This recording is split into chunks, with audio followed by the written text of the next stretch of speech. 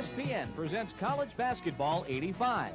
From the Omni in Atlanta, Georgia, it's the semifinals of the ACC Tournament. The Duke Blue Devils play the Yellow Jackets of Georgia Tech.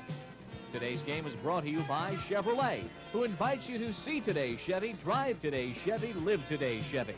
And by ERA Real Estate, a part of the Commercial Credit Financial Network. And by United Airlines. You're not just flying, you're flying the friendly skies. Today, ESPN brings you a March Hoop Marathon beginning here at the Omni in Atlanta. 17,000 are jam-packed in for the ACC Tournament semifinals. Hi, everybody. This is Tim Brando, and we begin with Georgia Tech taking on Duke. That game to be followed with the Battle of Carolina as North Carolina takes on NC State. And coming up later, of course, the Big East Championship, St. John's against Georgetown from Madison Square Garden in New York. Georgia Tech got here by whipping up on Virginia. They outlasted them in the second half, and Maryland really had no chance at all against Duke. I'm joined by Larry Conley, and you know, Georgia Tech really lost a key cog in their arsenal in that win yesterday. Tim, they did. Dwayne Farrell went down with a knee injury, and it looks like he's going to be out for the rest of the season. What does that do to Georgia Tech? A couple of things. One, a very multi-dimensional player. He's going to be out, and it's going to hurt Bobby Crimmins' coaching strategy because it loses one of his options. 675 pounds of beef for Duke versus 668 for Georgia Tech. There'll be a lot of blue-collar work done down low today. I'm telling you that. I'll tell you what they ought to do. The Atlanta Police Department ought to park their cruisers in the paint today because they could hand out some assault citations. These guys will really go after each other. You're going to see a lot of hard inside play between both clubs. I think we're going to see a great inside game. But I think also you're going to see a great outside game. We've got 4 outstanding guards in this game. There's always a lot of debate about who's the best, either at guard, forward, or center. But I think it is unique that today, as a tandem, we may be seeing the best 2 guards from Duke and the best 2 guards from Georgia Tech. Perhaps the best 4 on the floor in any given NCAA game today. Georgia Tech's backcourt and the backcourt of Duke. In a moment, we'll return to the Omni with the player introductions of today's ACC battle. Now let's go back to our studios and Greg Gumbel.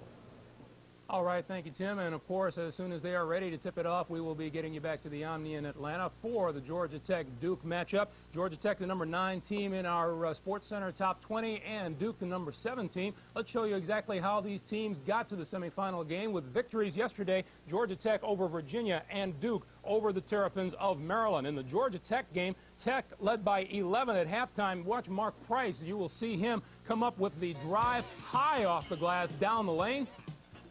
And the Georgia Tech lead was 30-19 as the teams went to the locker room. In the second half, though, the Cavaliers mounted a charge and pulled it within 2. Olden Polonese, the jam and the foul. The 3-point play cut Tech's lead to 42-40. But Tech hung on. Watch the Yellow Jackets press, forced the turnover. And Mark Price will deliver the beautiful bounce pass to Bruce Dalrymple on the inside. Georgia Tech a winner by a score of 55-48. Meanwhile, Duke, watch against Maryland. Keith Gatlin will miss, and Maryland's Len Bias comes down the lane for the jam, and the Terps led by 6 early on, but the Blue Devils will grab the lead here. Johnny Dawkins with the steal, and he will go nonstop to the bucket. Duke's lead was 29-27. Duke finally putting it away against Lefty Driesell and the Terps. Tommy Amaker steals and finds Dawkins for the layup. Dawkins had 27 points in Duke's victory by a score of 86-73. That is game 1 of the ACC semifinals today. Game 2 will pit North Carolina against North Carolina State, the number 6 Tar Heels and the number 13 Wolfpack. That is the second game coming up at 3:30 Eastern Time. And we remind you, we have the Big East Championship coming your way live at 7 Eastern, 4 Pacific tonight. The Hoyas of Georgetown, the Redmen of St. John's, the 2 best in the Big East, the 2 best in the country, according to the rankings. They will meet live tonight at 7 Eastern here on ESPN. Updating you on a couple of other scores around the country. Missouri Valley Conference Championship at Tulsa, Oklahoma. Wichita State and Tulsa are tied at 15 in the first half. Meanwhile, in the Notre Dame-Dayton game, a couple of independents vying for the 20th win of the season. Dayton leads Notre Dame by a score of 51-47. In one other game in progress, a Big Ten matchup between Northwestern and Wisconsin in Madison, Wisconsin. The Badgers lead it 53-44. About ready to get back to the Omni in Atlanta. Georgia Tech against Duke. We will be back with ACC semifinal action on ESPN in just a moment. The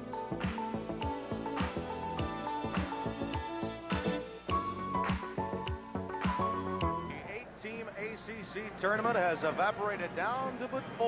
All 4 of them ranked in the nation's top 20. Georgia Tech preparing for Duke. And Larry Conley, this league has had several different young coaches in the last handful of years that have had an indelible impact upon this league. And today the matchup of coaches Mike Krzyzewski and Bobby Crimmins are an interesting study in contrast. You know, what you've got are two big city kids. You've got Mike Krzyzewski, who grew up in Chicago, coming down to take over an ACC team after being in the Army, a more disciplined environment than perhaps what he's in right now. Then you got the streetwise, the street fighter, Bobby Crimmins, coming into Georgia Tech. And he's done just a remarkable job down here. He's turned this city upside down. They've become college basketball crazy again.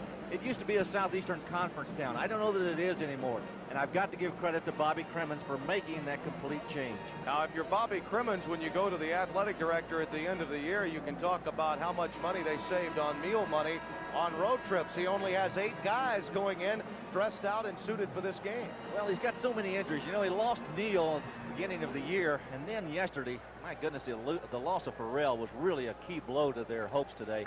But again, he's overcome a lot of circumstances this year, and he's going to have to do it one more time today against a really good Duke team. Both teams have 22 wins coming in. Mike Krzyzewski's record 157 and 122. That really misleading because at Duke he's won 84 games and lost 63. Crimmins has really turned it around. They were 1-27, this Georgia Tech team, just 4 years ago. So it's Duke against Georgia Tech, and for the introductions, here is public address announcer Marshall Mann. Starting lineups for this afternoon's semifinal game between the Georgia Tech Yellow Jackets and the Duke Blue Devils.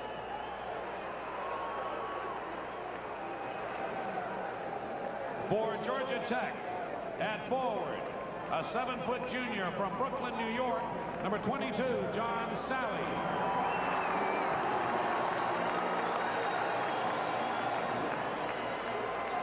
For Duke, at forward, a 6'7" senior from St. Catharines, Ontario, number 45, Dan Hall. For Georgia Tech, at forward, a 6'6" senior from Chicago, Illinois, number 24, Scott Penway. For Duke, at forward, a 6'9" junior from Scottsdale, Arizona, number 32, Mark Allery. For Georgia Tech, at center, a 6'11" sophomore from Cape Haitian, Haiti, number 54, Yvonne Joven. For Duke, at center, a 6'8" junior from Rolling Hills, California, number 21, Jay Billis. For Georgia Tech, at guard, a 6-foot junior from Enid, Oklahoma, number 25, Mark Price. For Duke, at guard, a 6'2" junior from Washington, D.C., number 24, Johnny Dawkins. For Georgia Tech, at guard, a 6'4" sophomore from New York, New York, number 45, Bruce Dalrymple. For Duke, at guard, a 6-foot sophomore from Falls Church, Virginia, number 4, Tommy Amaker. The coach for Georgia Tech is Bobby Crimmins.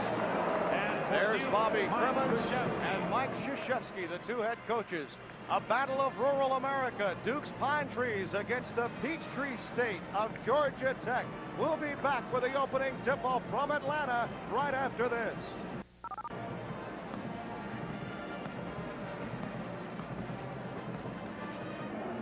It's a big day in college basketball, and much of it is right here on ESPN.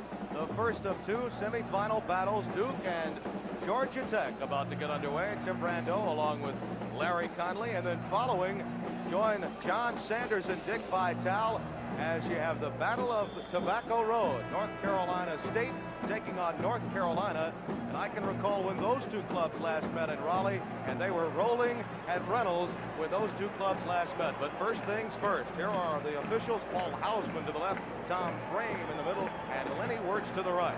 Duke will be in white trimmed in blue. Georgia Tech. Decked out in gold, trimmed in black and white. John Sally goes against Jay Billis, and we're about to get underway. There's not a seat to be had at the Omni in Atlanta. Allery loses it to Sally off the opening tip. Georgia Tech control. Tim, it'll be interesting to see if Duke uses some sort of gimmick defense, as Virginia had tried to do yesterday against Georgia Tech, trying to shut Price down. Looks like he's got it in there. Joseph, Yvonne Joseph. The Haitian sensation comes through with the first deuce, and it's 2-0 Georgia Tech. You know, we talked about Farrell going down yesterday and not being able to play today. Looks like maybe Allery might be suffering a little bit from a hip pointer injury that occurred yesterday to him. Amaker, Tommy Amaker connects, and we're tied at 2. Only 40 seconds gone.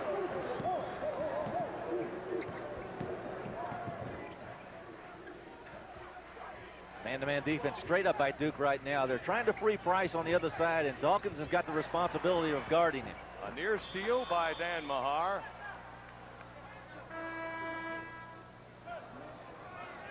The whistle stops play. We may have an injury. Allery and Mike Krzyzewski. Allery pulled up again. His back might be the problem, and he's going to sit down. So that's why we had the whistle to stop play. You know, in yesterday's play, he actually went down and hurt his hip, and they're again talking to him on the bench right there. I think maybe he may be suffering from that same injury again. It may have reoccurred early in the first part of the first half. With so many tournament games today, and many of them here on ESPN, there's also some critical independent action. Dayton taking on Notre Dame. We'll continually update that game throughout the course of this ACC tournament battle we have going on now. Joseph in the paint. There's a foul. He took steps rather than the foul. He and Billis, though, already knocking heads early. Well, there's a little bit of help in there also. You'll watch the move right here by Joseph. He turns, takes 1-2 steps, and then that's where he took the stroll right there, just prior to going up for the shot. No foul. It's 2-2. Duke looking for the lead right here. Dawkins over Sally. Price fell down, enabling Dawkins to get that shot off there, and it was Sally coming over to give a little bit of help when his teammate was laying on the floor, which caused Dawkins to take that high-arching shot that caromed off the back of the board. These two teams split in their regular season meetings, each winning at home. Mark Price finding Dalrymple. Those are the guards we talked about. Perhaps the 4 best on the floor at a given time, the 2 best in tandem for both teams. Dalrymple and Price versus Dawkins and Amaker of the Blue Devils. Joseph. Billis clears it for Duke. I'm wondering if Joseph isn't feeling a little bit of the pressure with Farrell out of there to maybe pick up some of that scoring load that they've lost. Mark Price gets the foul, his first, and the first foul of the game. Tim, I'm just looking down on the Duke bench right now, and Allery is putting on his warm-up. I'm just wondering if he may be injured to the point where he may not be able to get back in this game early. Last year, Duke won in overtime against Georgia Tech, 67-63. We just were handed a score. Notre Dame now leading Dayton 57-55 with 3 minutes left in that game. Dan Mahar. John Sally tips it out to Price, and he runs a 3-on-3. Fouled by Dawkins. Good pump fake by Mark Price that time to get Dawkins up in the air. He stopped on the break, the initial break, to get the ball to the inside. He looked and nobody was there. Dawkins in your screen right there committing the foul, trying to block the shot. He got him in the air. Mike Krzyzewski voicing his opinion about the ball. Bobby Cremon's the other side down there, sitting back down on the bench. There's not a whole lot of people to keep him company down there today either. That's true. Probably wanted to suit out his assistants. We have a turnover. And Duke will have it. John Sally losing it. He and Petway. With the loss of Farrell, Petway is an experienced player, but perhaps late in the game, Georgia Tech will have fewer options, and that's something to watch for late in this game. Tim, I really don't think Petway is quite as good a player as perhaps, as we see another turnover, as perhaps Farrell was. With Petway in the basketball game, he gives him some added beef inside, but Farrell was such a great player defensively and also passing the ball, and he had a 10-point-per-game average, which the Yellow Jackets are going to miss. And in the transition game, he's almost like another guard on the floor, and they already have such great depth at that position, at least in their front 5.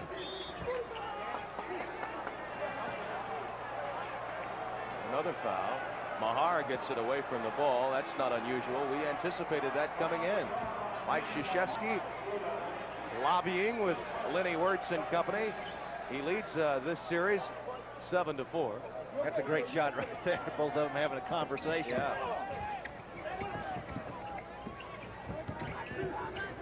Low-scoring affair. Both clubs with only 2 points apiece, and with almost 3 minutes, and John Sally. Great pass from Yvonne Joseph. Sally put it through, and it's 4-2 Georgia Tech. If there's one big advantage that Tech has over Duke, it's the fact that their size inside is somewhat better than Duke's. Henderson now in the game, as we mentioned, for Allery. Amaker to Billis. And a charge on Billis. And he's upset about it, and suddenly the Georgia Tech fans get on him.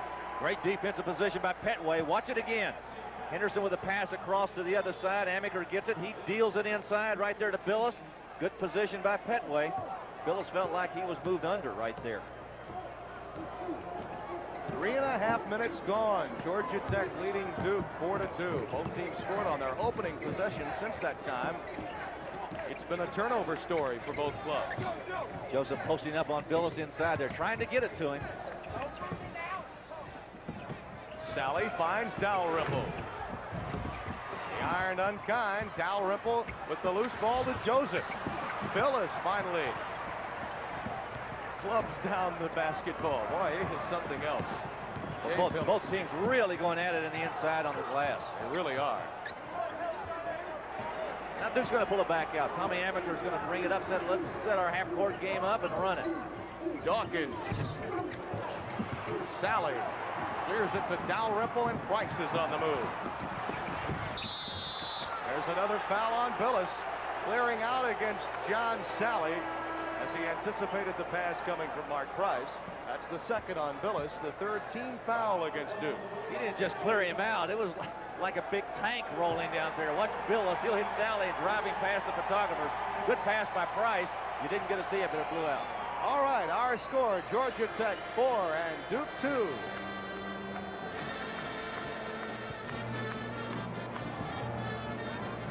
Hey, Steve. Welcome back to the Omni in Atlanta. Tim Brando and Larry Conley. The ACC Tournament semifinal underway. Georgia Tech leading Duke 4-2. We understand Notre Dame and Dayton are tied at 59. That game now going into overtime, and it's being played at Dayton, Ohio. Duke in a 2-3 zone out of this offensive alignment by Georgia Tech. Look at Sally wanting the basketball inside. Billis has picked up a couple of fouls early here, and they may be trying to get another one on him. They can ill afford to lose him.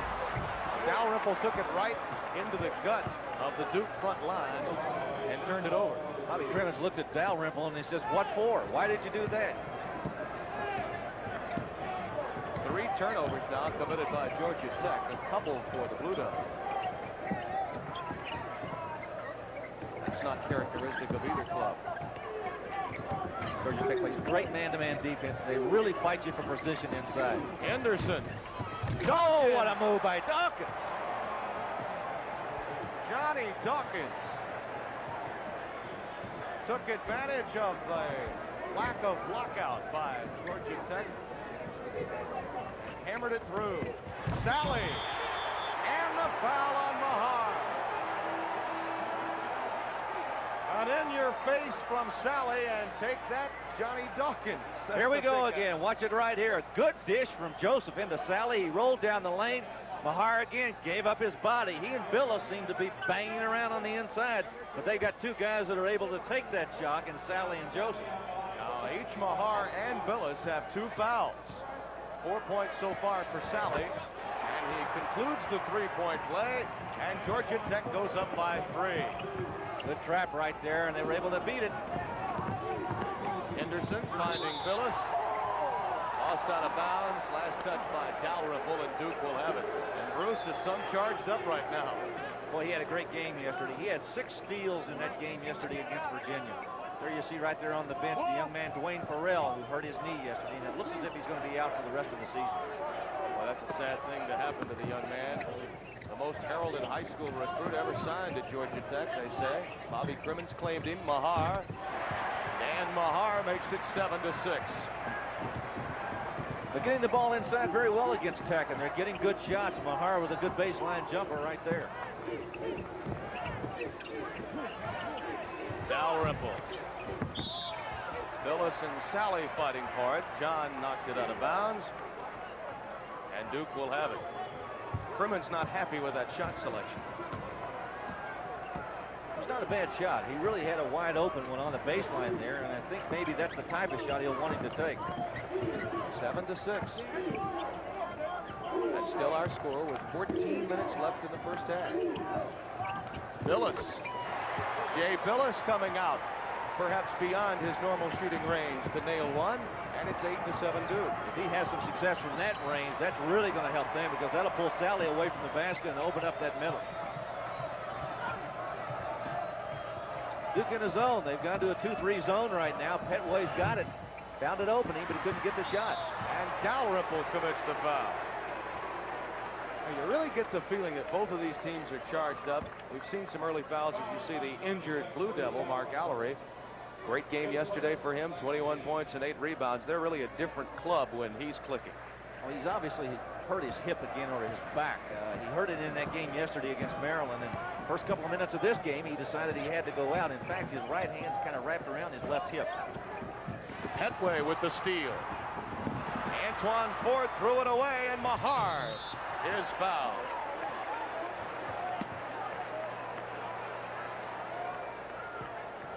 Sally gets the foul. Ford gets the foul. Watch it again right here. It's a good steal by Petway. Ford just threw the basketball away. Tommy Amaker with a heads-up defensive play. Got it right back inside to Mahar, who tried to stuff it, and Ford prevented it, but he drew the foul.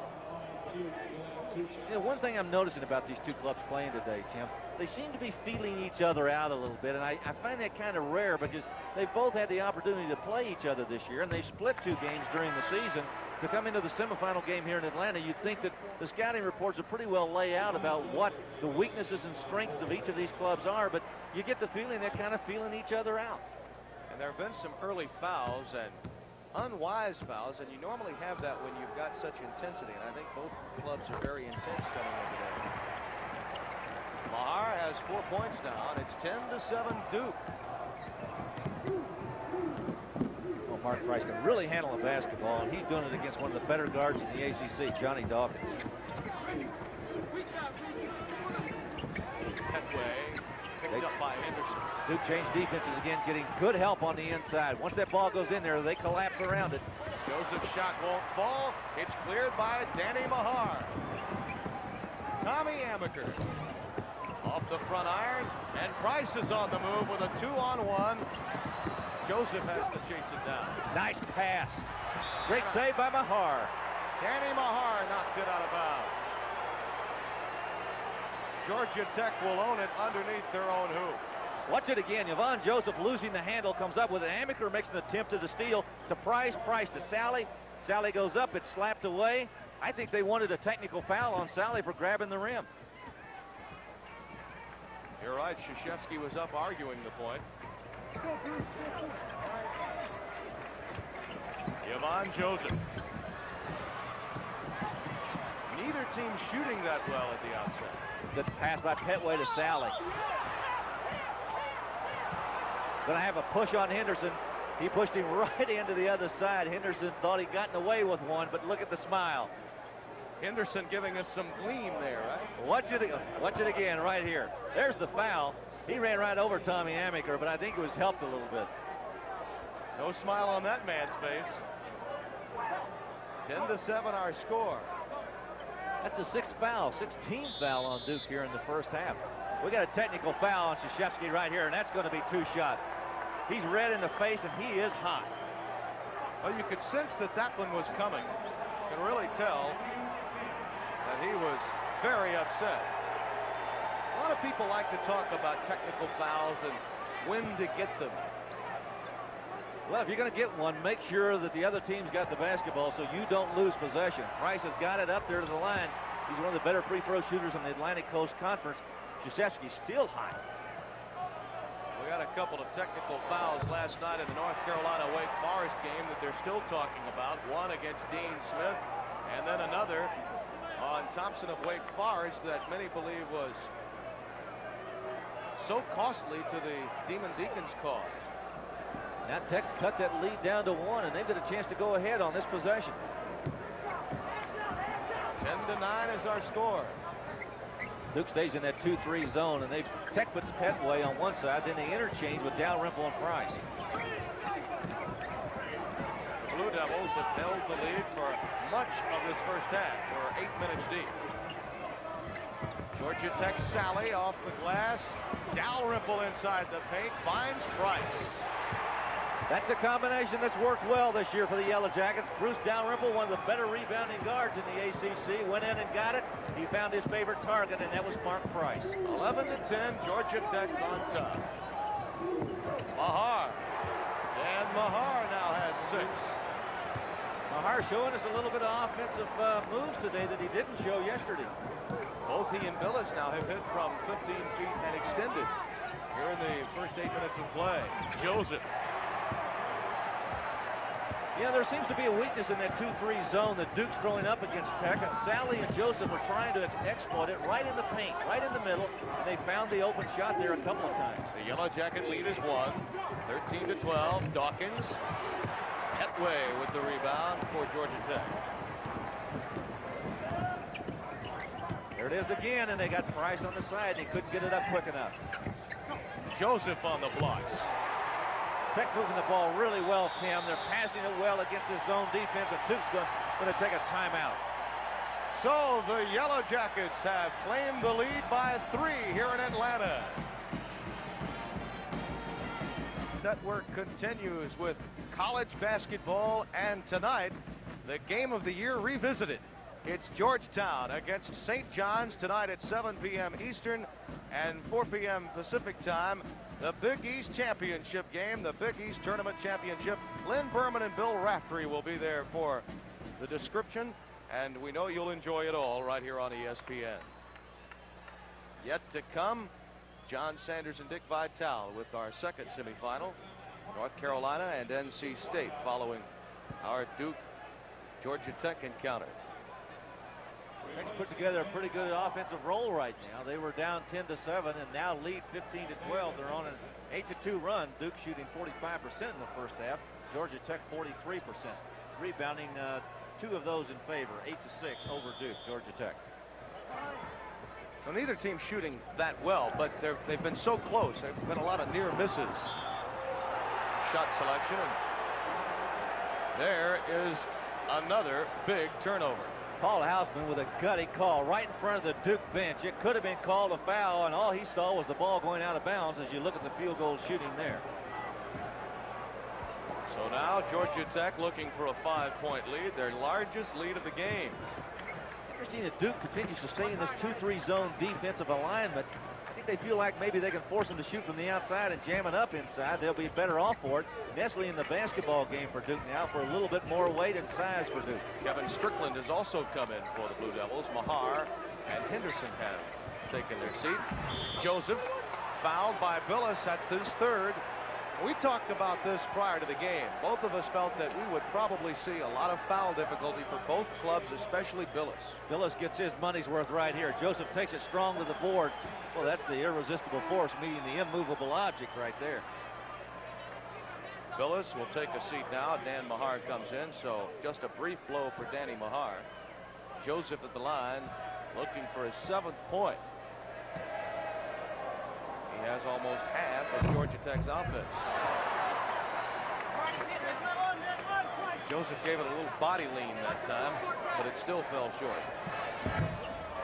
Drilled that one, though, and it's 16-12, Georgia Tech. You know, Billis just went out of the game with 3 fouls. With Allery hurt, they could have some problems here in this basketball game. Dawkins. Not from that guy. Johnny Dawkins. He now has 4 points. 16-14, Georgia Tech with 10 minutes left in the first half. Tim Brando and Larry Conley, we're happy you joined us for the ACC Tournament semifinal here on ESPN. Tech continues to use that 1-3-1 alignment against the 2-3 zone defense. They're trying to get it to Sally and Joseph in the middle. There's the tie-up.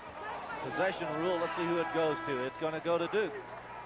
They are all pointing in the direction of the Blue Devils, so they'll have it. And Henderson coming back into the game now. And Tommy Amaker will sit down.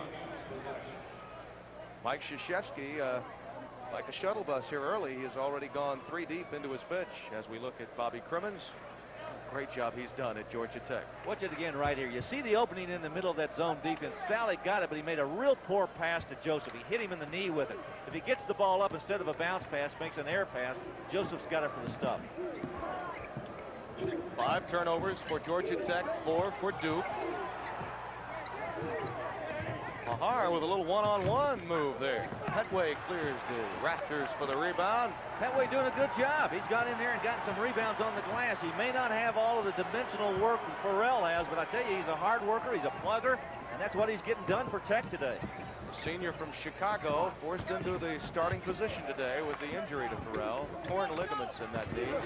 Joseph, rebound to Strickland. Petway has 4 rebounds already in this game. Good move by Nestle on the screen for Dawkins, but it doesn't go.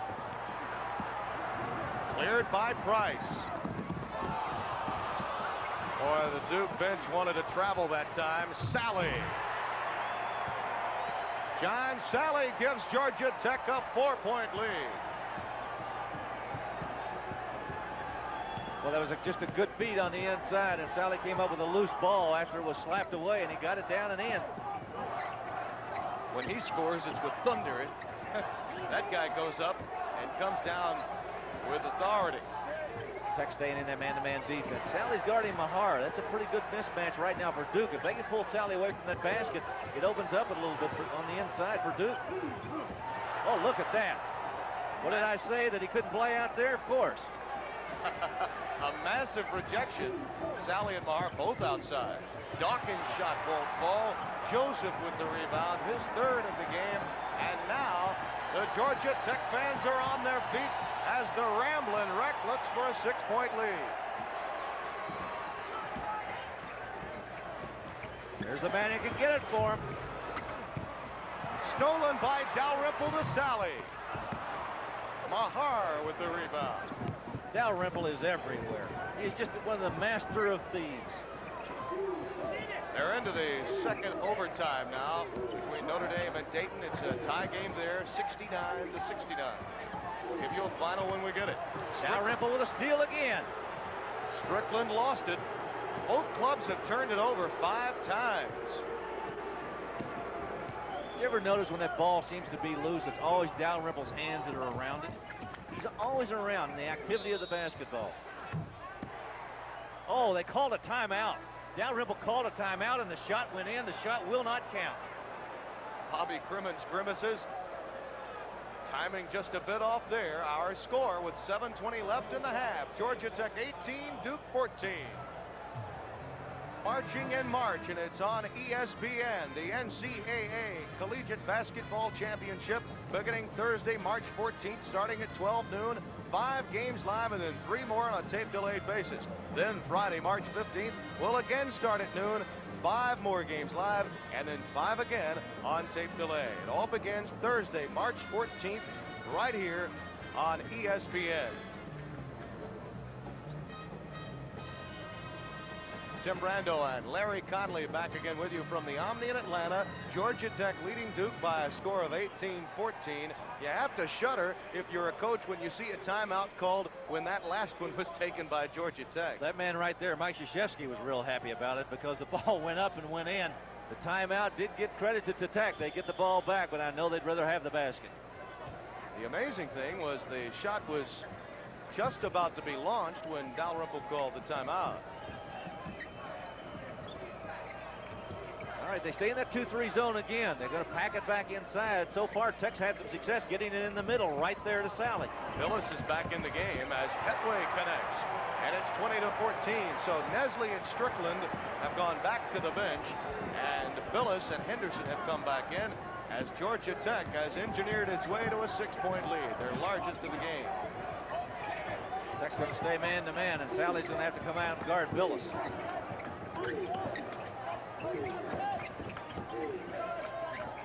Good ball movement by Duke. They try to push it to the inside, and Billis has got it right there. There's a foul on Dalrymple reaching in. That's his second foul. Just the 4th team foul, though. against Georgia Tech. What's Dalrymple? He guards his man, but he also guards the ball. He's kind of like a floating linebacker. He just goes in there and tries to go wherever the ball is. He got Billis on the arm there instead of the ball. Dalrymple with half of Georgia Tech's fouls. You had to feel if you're Bobby Grimmons with 8 guys, you didn't need to commit that many, and they've done a good job of staying out of foul difficulty. There's a steal by Price. Must be something. Perpetual motion. Dalrymple. 22-14. Georgia Tech by 8. I tell you, that's probably one of the most least talked about subjects at Georgia Tech is this defense they played. They are outstanding on defense. They've had a number of steals, and Price just got one and gave it to Dalrymple for the basket, and Mahar answers. Dan Mahar now has 3 field goals and a total of 8 points for the Blue Devils, half of their offensive allotment so far. 22-16 our score. Tommy Amaker returns the favor and comes up with a steal of his own and the solo. That's what we're talking about. Great guards on both ends of the floor for both clubs. Lack of concentration right there by Petway. He just simply looked up, and Amaker with the great hands, as good as Dalrymple has and as good as Dawkins and Price have. And you're right, Tim, all 4 of those guys can play that position. 22-18, so suddenly Georgia Tech's 8-point cushion has been evaporated a bit. There it is in the middle. Sally. Loose ball taken down by Dalrymple. We talked about the thievery of Dalrymple. His offensive rebounding ability probably is second to none in the Atlantic Coast Conference, and he just showed you why. That's 4 points for Bruce Dalrymple, 24-18. Henderson rejected by Sally. Price saves it to Petway.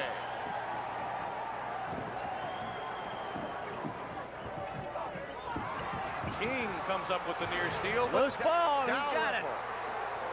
Johnny on the spot. Bruce Dalrymple always picking up the loose ball. It's 26-18. Georgia Tech catapults back out 2-8 with its lead. Tim, I believe if he ever went to watch a basketball game sitting in the audience, if they slapped one away, he'd go get it.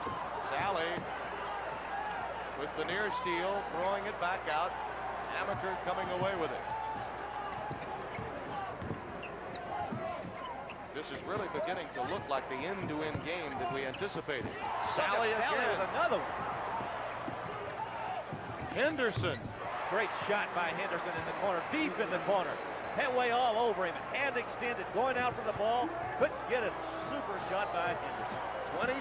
26-20 the score. Georgia Tech leading Duke. Just under 4 minutes to play in the first half. The pace of the game has really picked up. Both of these clubs real slow at the beginning, the first 6 to 8 minutes. All of a sudden, they're playing now. Dalrymple. He's outer space right now. I mean, he is really some pumped up offensively and defensively. He has 8 on the game, and it's 28-20.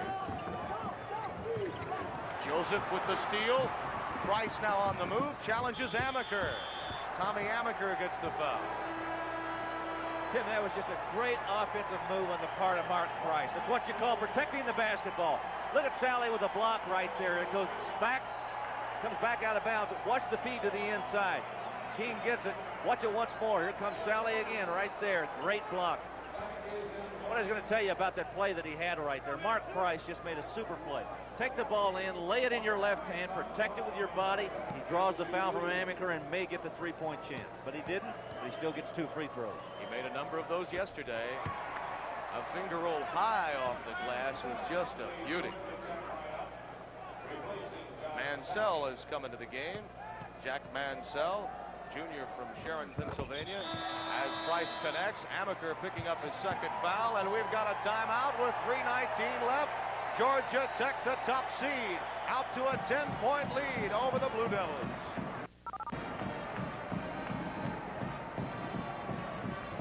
I like it. Tonight, live on ESPN, USFL football features the defending champion Baltimore Stars against the Memphis Showboats. Baltimore, of course, formerly Philadelphia. They've got Chuck Fusina and Kelvin Bryant. Memphis, of course, will counter with that super scrambler, Walter Lewis at quarterback. It all happens here on ESPN, your source for sports, tonight at 9 p.m. Eastern Time on ESPN. Tim, so far in the first half, Duke shooting 43%, Georgia Tech 50%. They've out-rebounded. Tech has Duke by 4, and Dalrymple has that margin of 4. He's got 4 of the 14 that Tech has. Duke had a 10-7 lead 8 minutes deep into the half. Since that time, they have been outscored 23-10 by Georgia Tech. That's the reason for the 10-point blow for Bobby Crimmins' club. Tech's really doing it with defense. They've converted a number of turnovers. Great shot by Henderson again. He went right into Petway. You know, you can't really criticize Petway for his defense. He's all over him when he goes up with it, but he's just making some great offensive moves. 30-22 the score.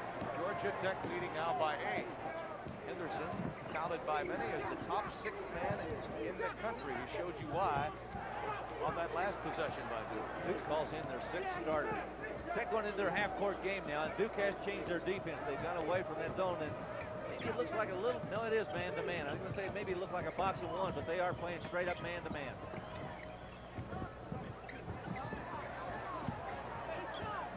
Georgia Tech running a little bit of clock here, too. They're not going to try to push it in. They'd like to get out of here with this lead at halftime. There's a turnover. Strickland started it. Dawkins continues it. Mansell is fouled by Henderson. Henderson up over the back, collecting his 2nd foul. 2:06 now left in the first half, and it's 1-1 time for Mansell at the other end. You know, we've got a number of outstanding players sitting on the bench because of injuries today. Terrell obviously is not going to be able to play the rest of the season because of his knee, but you got Mark Allery over here with a hot pack on his hip. It doesn't look as if he's going to get back into the basketball game. He had a great game against Maryland yesterday. The sad news for Terrell, of course, is that it's likely he will not play through the NCAA tournament. They will have him back next year, no doubt. Allery, of course, you got to believe that Krzyzewski's saying to himself, I got to have him healthy next week. Nestle and Joseph getting into it underneath there by the paint. Looks like it's going to go against Joseph. That's his first foul, and that's a job well done by Yvonne Joseph. That'll tell you something about the defense that he's been playing. Tim, not only that, I think the concentration on his part and the coaching of Bobby Crimmins, getting Joseph to reduce the number of fouls he's been committing today because he knows he doesn't have a lot of players to go back to. Really, I think is a credit to both of those guys. Joseph could, you know, he's been pretty much of a bull in a china shop. He likes to bang around in there, but there's nobody to spell him today. John Sally has come in for him now, so Joseph will get a rest. Henderson over Petway. Nestle kept it alive. Last touch by Dalrymple. Bobby Crimmins was looking for a foul against Nestle as he lobbies for it there. There's a look at Nestle, a guy that's been hampered a bit by some knee problems, and Mike Krzyzewski was hoping that he could really have gotten Nestle some development time during the course of the season, but injuries hurt them in that attempt. Duke having a difficult time getting a field goal. They really can't seem to get one to go through. The lid's on there. Johnny Dawkins. There it is. 30-24 the count now with 1 minute and 30 seconds left in the half. At halftime, we'll have scores and highlights from around the country with Greg Gumbel, and there is another turnover and a foul on Price, clearing out against Johnny Dawkins. Well, yeah, this has been going on all afternoon. Look at right there. Price did push Dawkins off. Good call by Lenny Wirtz. They've been having a real battle going up and down this court, both of them, and now Price has 2 personal fouls of his own. John Martinson is coming to the game now for Bobby Crimmins' team, giving Scott Petway a break here in the last 1:17. You see the time remaining there in the lower right-hand portion of your screen. Henderson losing it. Last touch by Sally. Notice the number of loose balls in this basketball game. There are a lot of them that just seem to be flying around out there, and you've got to give credit, I think, to both clubs on defense. That's been the case throughout this tournament, though. We've seen a lot of loose balls, slippery hands, and perhaps slippery basketball at times in all of the quarterfinal games yesterday. But you're right, great defense has had a lot to do with that in this game. That's a wall. Henderson took steps, and Georgia Tech will have it. And that's the 8th turnover committed by Duke. I've seen guys take a stroll in the park, but he took a marathon run. 30-24 our score. Now Tech's going to pull it out, run some clock. We're down to 50 seconds left, and the shot clock's at 34. Good idea by Bobby Crimmins right here. You put a little bit more pressure on Duke. They've got a 6-point lead. They can be assured of leading at halftime, which is what they want to do here in their home court. Not really their home court, but at least in their hometown.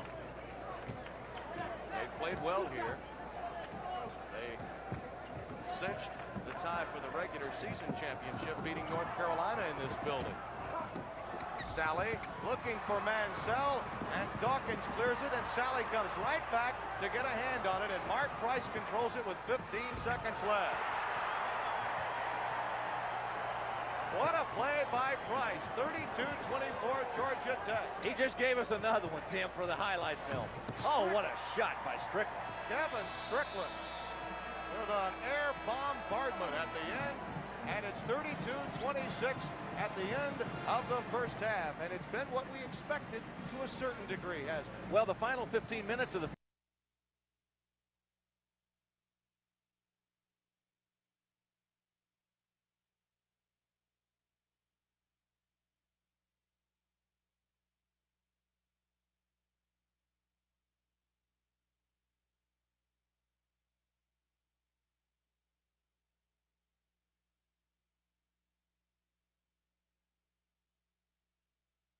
over the first 20 minutes of play, leading the Duke Blue Devils by a score of 32-26. Second half action still to come, and another game still to come too. We will have first half highlights and update you on all the scores and more. That is coming up as we continue with our coverage of the Atlantic Coast Conference semifinals from the Omni in Atlanta in just a moment. Tar Heels against the Wolfpack of North Carolina State. That is immediately following the game you're watching now, live 3:30 Eastern, 12:30 Pacific time here on ESPN. There is more to come tonight at 7 Eastern, 4 Pacific time. The numbers 1 and 2 teams in the country, the 2 survivors in the Big East tournament, Georgetown and St. John's, will tip it off at 7 Eastern, 4 Pacific time from Madison Square Garden, and ESPN will have it for you live tonight at 7 o'clock. Meanwhile, other scores from around the country. The Missouri Valley Conference Championship game from Tulsa, Oklahoma. Number 15, Tulsa trails Wichita State 47-46. That game is in the second half. Meanwhile, at Louisville, Kentucky, the Metro Conference Championship game is just underway between Florida State and the 5th-ranked Tigers of Memphis State. Now, Memphis State, of course, has been looking for a championship the last couple of seasons, and their big gun is forward Keith Lee. Larry Ennis has a look at the man who is looking for an NCAA title this year. Mention Memphis State basketball, and you have to mention All-America forward Keith Lee. He is the school's all-time leading rebounder and scorer, averaging double figures in both, and has since his freshman season. But despite all of his individual accomplishments, Lee's not really satisfied. He also wants a national championship for his team. Lee is a deeply religious person who truly considers himself a team-oriented player. But that's awfully smart basketball also. If he's a team player and he's passing the ball all the time, they can't double team and triple team him. So Keith plays smart, and he's very much into our team concept, and that's what we're trying to do, and he realizes that, and he would rather win. He'd rather say to another player, good shot, when he's made a good pass than anything else. I think we can win the NCAA championship if we go that route. We just got to get everybody influenced to playing well together, and if we do that, I think we'll go a long way. So now as the Tigers get ready for another trip to the tournament, Lee's teammates want to send him off with a finish in the final. I think Keith really wants that within, himself and his heart. And I think, with all my heart and all the rest of our, teammates' heart, I think we'll really try, and we'll try to give that to Keith as a going-away present. During his career, Keith Lee's become the biggest thing in Memphis since Elvis Presley. And now with the Tigers going down the playoff road again, they hope it leads to Lexington, with Mr. Lee doing the driving. It's called Mr. Lee, and I think that he's so tough. Cannot keep my eyes off him when he starts to do his stuff. Here comes Mr. Lee, he's coming for me, and my heart keeps on pounding. 1, 2, 3, Mr. Lee. And as we said, Mr. Lee and Memphis State just underway against Florida State in the Metro Conference Championship game. Other scores in Piscataway, New Jersey, the Atlantic 10 Conference Championship, Rutgers and Temple with a 1-point lead. That game, of course, in the early minutes of the first half. Southwest Conference semifinals in Dallas, Texas. First half, it is Texas Tech with a 16-7 lead over Texas A&M, and a bit later, about an hour and a half from now, after that game, Arkansas will face 16th ranked SMU. The winners of those games move on to the Southwest Conference Finals. The Big 8 Conference Championship in Kansas City. 4th ranked Oklahoma trails Iowa State early in the first half. The Cyclones lead it by a score of 15-13. Now, late last night, if you missed it out on the West Coast, the 11th ranked Nevada Las Vegas Runnin' Rebels moved into the PCAA Finals. The Runnin' Rebs advanced just barely with a 1-point victory over San Jose State. UNLV dominated up until the last few minutes of the game when San Jose State made a charge. Ward Ferris out of the corner gives the Spartans their first lead at 57-56. The Rebels regain the lead at 58-57, but Stoney Evans jams on the transition. Spartans back on top 59-58, and Tark the Shark begins to worry. The Rebels hold on for a last shot, hoping to win. Fred Banks' three-pointer no good. Michael Dixon fouls him in the process. 76% free throw shooter. Banks goes to the line, hits two. The Rebels lead 60-59 with 3 seconds remaining. Spartans have to make a desperation shot at the buzzer. Owens, the long shot is short. San Jose State loses the heartbreaker by 1 point. Jerry Tarkanian walks off feeling a little bit lucky as the Rebels win it by a score of 60-59. The other PCAA semi at the Forum last night, Fullerton State, 56-54 winner over Fresno State. That puts Fullerton State up against Nevada Las Vegas for the PCAA Tournament Championship later today at the Forum in Inglewood, California. Meanwhile, Notre Dame has beaten Dayton in double overtime in Dayton, Ohio. The regulation score was 61 all, first OT 67. Notre Dame a winner for win number 20 of the year for Digger Phelps and the Fighting Irish, 80-73. One other game in action in the Big Ten Conference. Wisconsin has beaten Northwestern by a score of 61-53. And we will have more for you as College Basketball 85 continues here on ESPN in just a minute.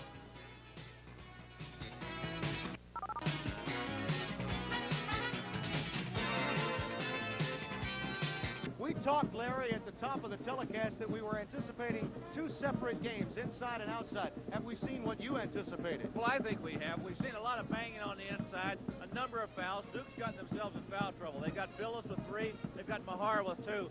But I think on the other side, too, Allery going out with that injury really has evened things up a little bit. Farrell going out with his injury yesterday in that big game against Virginia. And today, I think it's kind of evened its way out. The thing that I see on the outside, I think these 4 guards have played about as well as any 4 you're going to see all year long. They're both very talented, but I think Dawkins has not played as well as I expected him to play. But it may be because Dalrymple and Price are doing a great job on him defensively. Quietly, Yvonne Joseph has really been a factor. He's done the job, but he's done it without committing those fouls. And I give really credit to Bobby Crimmins and Joseph for concentrating on that, because he does have a tendency to get in foul trouble. He hasn't done that because he knows there's nobody coming off the bench to help. All right, it's 32-26 now here at halftime from the Omni. And now let's go back to our studios and Greg Gumbel. All right, thank you, gentlemen. We'll be back to you for second half action. We'll have highlights of that first half upcoming as College Basketball 85 continues on ESPN in just a moment.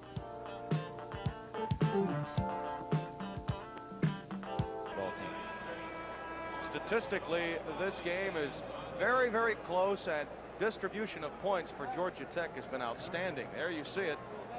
Georgia Tech really picked up from the floor in the last 10 minutes of the first half. And you see the shooting, 52 and 46%. Tech shot 6 more free throws than has Duke. Rebounding's been on the favor of Georgia Tech at 15-12. And I find it interesting that Bruce Dalrymple is the leading rebounder in the game. He actually has 4 of those 15. Foul difficulty for Duke, as we mentioned, down low with Billis, logging 3 of those 9 fouls. Danny Mahar also has a pair of violations. So that's something Mike Krzyzewski has to be aware of throughout the course of the second half. Duke scoring. Mahar has 8, most of those coming from the perimeter as he moved outside. Dawkins with 6, Henderson and Amaker each with 4. Billis and Strickland have contributed. As you look at Mark Allery behind our graphics there, Allery will not be back, we're told, due to an extensive hip pointer problem that he acquired yesterday. Price, as we mentioned, leading the way, but the distribution of points, all 5 guys have really been able to come through. Even Petway off the boards more so than in the offensive category. Dalrymple with that 8 points and those key steals. They had him for 1 steal in the first half, and I can remember I thought 2. And he's done an outstanding job, as has Price. And here we go with the second half. Georgia Tech controls it. Same starting fives with the exception of Allery gone for Duke. Henderson has stepped in for him. Right away, a turnover, and Duke will have it.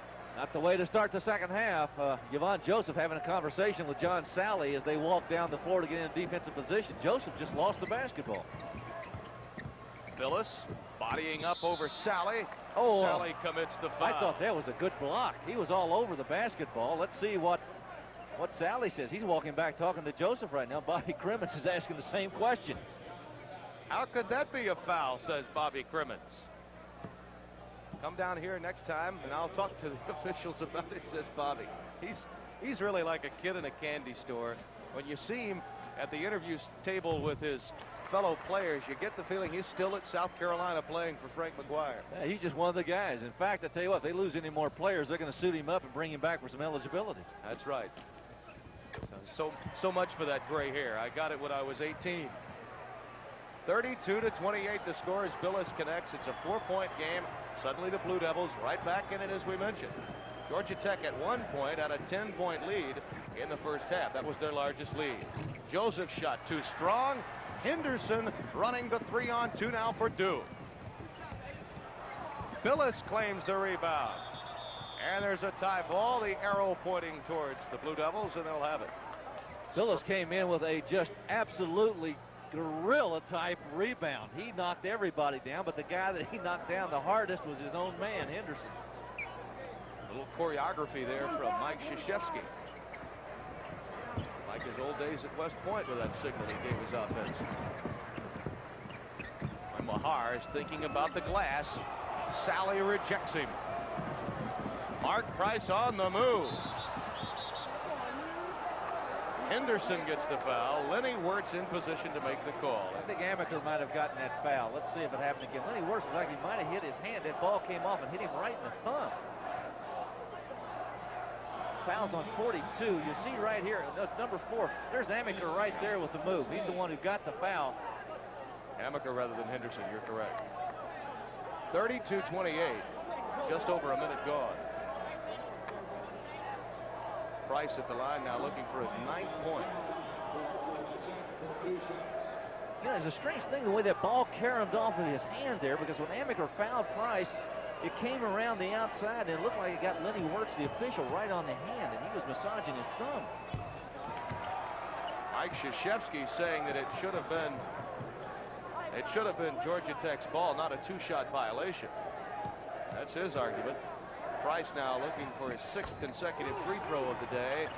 He nailed it, and it's 34-28. Georgia Tech up by 6. And Tech goes immediately to that 1-2-2 full court zone pressure with Sally on the top, and then leave Joseph at the anchor.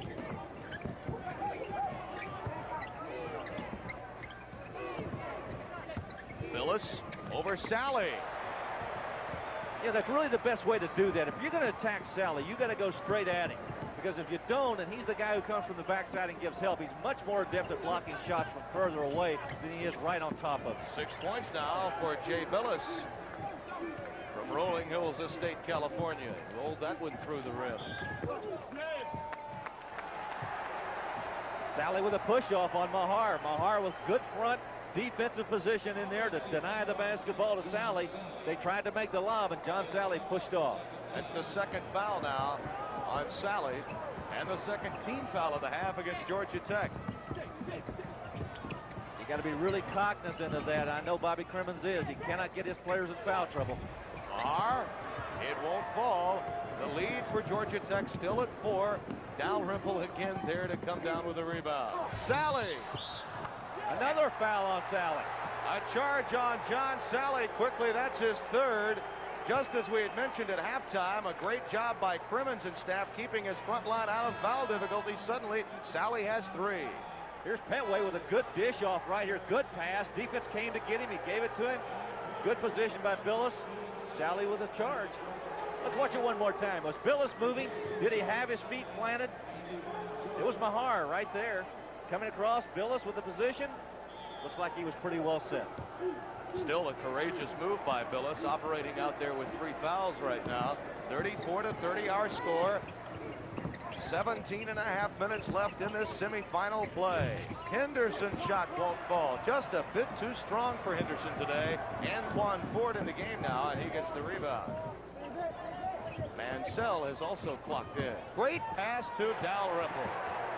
It's the old give and go. Dalrymple gave it to Mansell, and Dalrymple went, and he gave it back to him. 36-30, Georgia Tech. Mahar working against Mansell, perhaps feeling he could do the number on him there. Amaker lost it out of bounds. I'm not certain that pass was originally intended for Danny Mahar. I think it was going to go to Amaker on the backside, and Mahar kind of reached up to get it and let it go. Here's that give and go. Good move by Dalrymple. He found the opening right there, and he took Amaker right inside. Georgia Tech looking for an 8-point cushion. They led by 6 at halftime. Dalrymple with a Marcus Hainzak there on the floor with Tommy Amaker. Usually the defense doesn't play as tight on you in those Globetrotter games. You're right.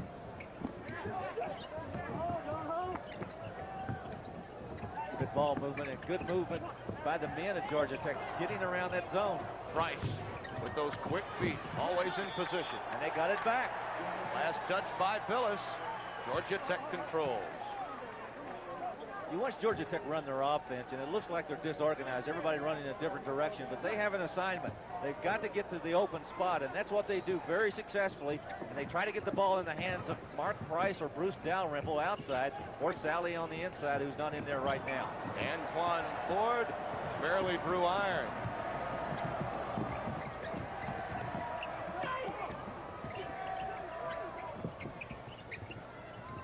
Henderson is open.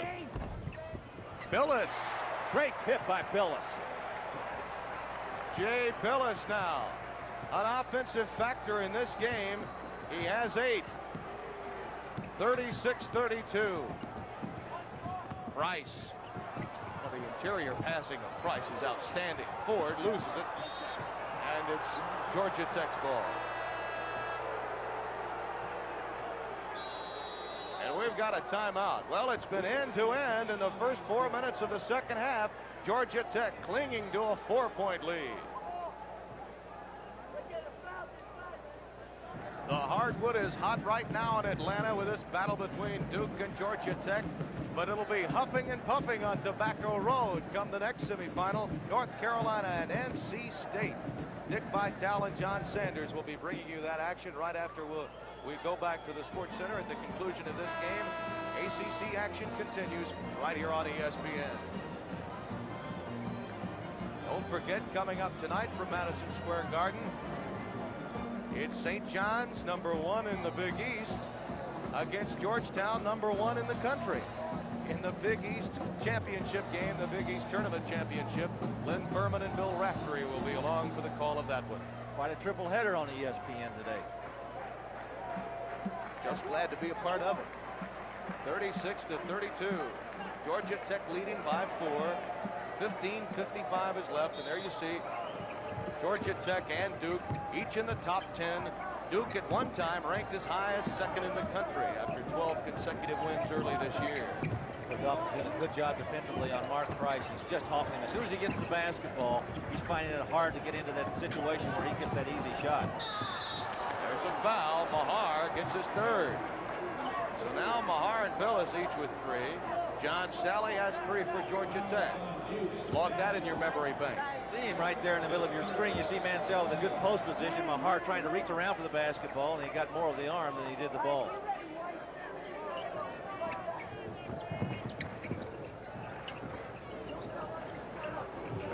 To 32, Georgia Tech in control. Duke last led 10-9, 8 minutes deep in the first half. Since that time, Georgia Tech has pretty much been in control. Price loses it to Henderson. I tell you, Price got himself in trouble that time. He went around that screen, got up in the air, and Duke got some good help that time, and he had nowhere to go and just threw it away. And Henderson returned the favor. Turnover city right now. Both clubs giving it up. Watch it once more right here. Henderson with a move right there around Petway. He tries to go in, slips right there. Can't come up with the basketball, and he travels, and Tech gets it back. He lost the basketball again, the slippery basketball again coming to the floor. That's really what caused that turnover. Inside pass by Ford. He tried to force the issue, and Billis comes away with it. 3 straight turnovers now. 3 trips and 3 turnovers. There's a problem with the clock, and that's why we have the whistle that stopped play. Lenny Wirtz checking on it now. Bobby Crimmins got up in a hurry when he saw that the clock had malfunctioned. We've got 15-12 left to play in the second half, and of course they've reset the shot clock at 45 seconds.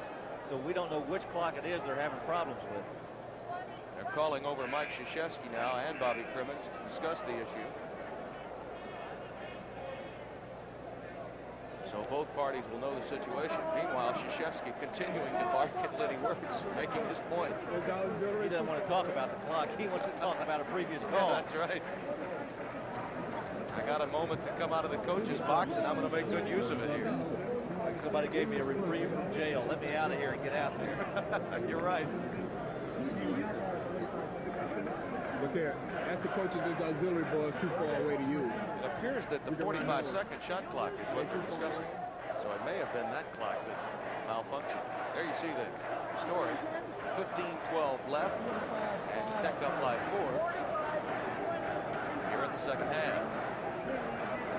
Now, what does this do to the team? We've got this pause in play. Duke is on one side. Georgia Tech is on the other.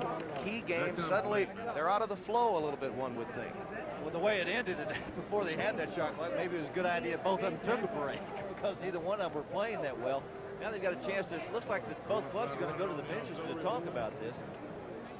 I don't know what's going to happen with the 45-second clock, and I don't know how they're going to notify each club when they're getting close to that point in time when that shot has to go up.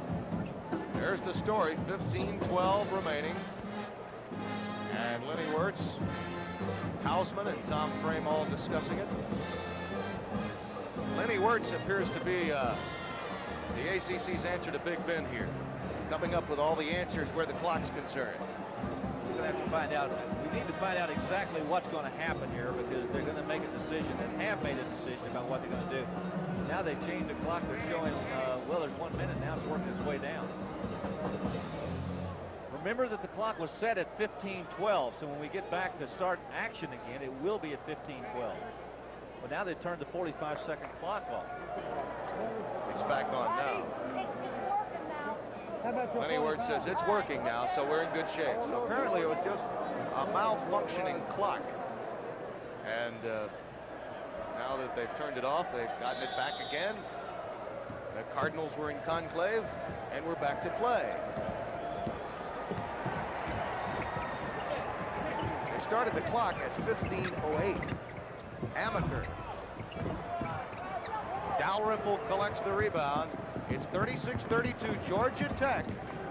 Just under 15 minutes to play in the game. Dalrymple with a save right there. Price was throwing the ball really over to Mansell, and he let it go. Backdoor play to Dalrymple. Good play by Billis to cut him off. Headway to Mansell. And the foul. Tommy Amaker picks up the foul here again. Another look. Watch the dish off right here. Petway with a good move. The defense comes and gets you. He lays it right to the right side. Amaker way late getting there. Mansell with the basket. And watch it from another angle. Good high angle. Mansell just made the right move to the basket. Amaker moving a couple of steps. Didn't give him room to come down. Number 3 on Tommy Amaker. So Billis, Mahar, and Amaker all with 3. Late in a game, that's something to remember. Don't forget about that shot that Tech had taken away, too, on the timeout call in the first half. Billis, fouled by Mansell. Both he and Ford were in the general area. I tell you, as you watch Mansell and Ford in here, right here, the more playing time these two guys can get in here and keep that lead at 6 or 8 points is a big benefit for Bobby Crimmins because it also gives Joseph and Sally an opportunity to get a little bit of a glow so they can come back and be a lot more productive toward the end of the game. Antoine Ford did collect the personal. That's his second and the 4th team foul against Georgia Tech. Outside of the foul difficulty, Billis has had a pretty good day. 3 of 3 from the floor, 3 of 3 from the line, 9 points. He's also picked up 5 rebounds. Not bad for a guy. Mansell has only played 72 minutes of basketball this year, and he's come in and played well for them. You're right, and with Farrell on the Pines for the remainder of this year, this work is all preparatory for the NCAA tournament for the big guy. Dalrymple. Mahar got in the way. We have a tie ball between he and Ford, and now Mahar. And Ford getting with it just a bit. Getting a little testy out here. These two clubs going at each other. Dalrymple with a move down the middle. He dishes it off, and Mahar with a good play. I tell you, Ford was lucky to come up with that basketball right there because he almost had Mahar's head. Ford. Strickland fouled by Mansell.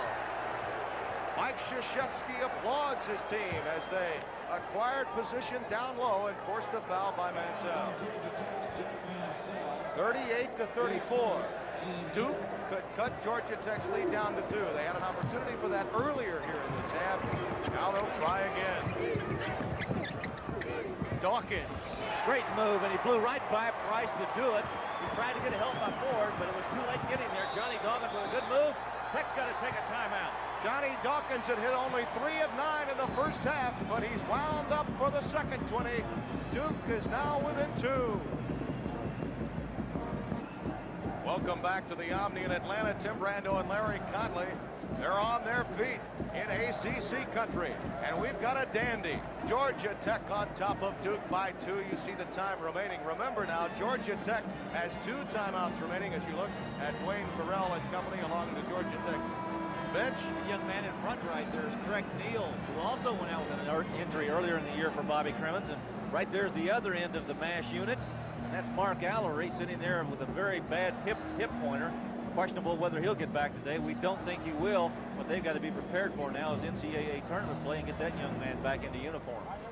Duke has a full complement of timeouts remaining. Georgia Tech has utilized 2.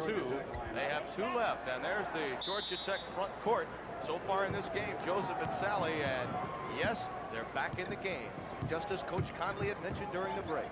Turnovers have really hurt Georgia Tech in the second half. They have 5 of them. There's Mark Price trying to push it up. What a shot. Well, when it gets tight, there's the guy they go to. He did it yesterday against Virginia with an impossible shot. 12 points for Mark Price. And there's a foul on him. Price picks up his 3rd. Sally has 3, and now Price has 3 for Georgia Tech. 2 of the better guards in the Atlantic Coast Conference. Johnny Dawkins and Mark Price going up against each other. Price got his on the other end. He got him on a foul right there. Dawkins with a little one-on-one move. Price. Well, they're really going after each other inside. I'm going to tell you, that is a great defensive work by Mark Price. Dawkins doing the same thing to him on the other end. Phyllis, the running jump hook again falls. That's 2 of those that he's hit down low like that. And again, Duke is within 2. 40-38 the score. Phyllis is going to get his 4th. And that will bring David Henderson into play. So Phyllis had been playing aggressively. You knew sooner or later he'd have to pay the price. Tommy Amaker now coming out of the game, and Martin Nestle will enter as Phyllis comes out. Strickland is in the game as well for Duke.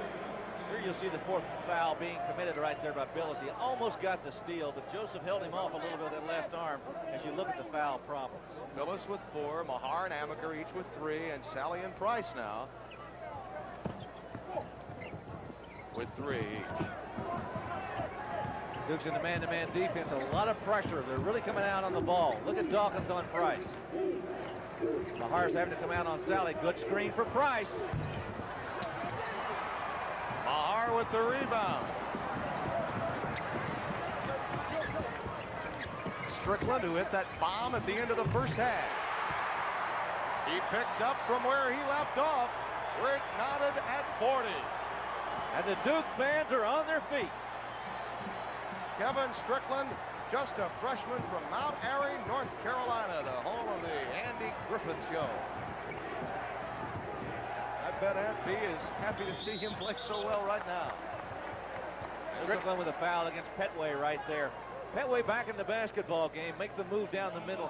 You know, we talked about Farrell having the ability to play at a lot of different positions, and he does, but Petway's come in, done a good job on the board, and he handles the ball really well out front. And that way, that position, he was going to take it to the inside, got the foul from Strickland, and now Duke goes to a 2-3 zone. 12 minutes left, 40-40 the score. Tim Brando and Larry Conley with you. There's the scoring by half. Duke has had the better of it. Jay Billis, 10 of those 14 second-half points. So losing Billis, costly to the Duke cause here now. Duke staying in that 2-3 zone, and here's the man that's had it, Price. Petway's not the shooter. They want to try to get it in the hands. Well, Petway is going to shoot it, and he missed it. Nesley comes up with the rebound. Grant, the assist to Dan Mahar. And now the Duke fans on their feet as they smell a 2-point lead on this possession. Nesley with an offensive foul. Oh, what a big turnaround that is. Remember, Nesley has not seen a great deal of playing time this year. He has been hampered with injuries, a dislocated kneecap at one point. Mike Krzyzewski has taken it upon himself to manufacture Nesley into a better player, and injuries have really given them a problem where that's concerned. But he's forced into duty now with Billis on the bench with 4 fouls. Each team has committed 16 fouls. Good fake by Price, and he got it to Joseph. And there's the 4th on Dan Mahar. Just over 11 minutes left.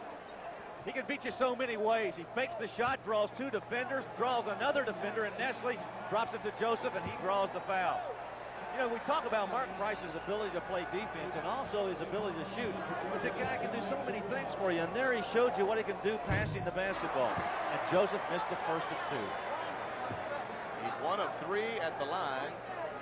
7 points on the day. Has not yet scored here in the second half.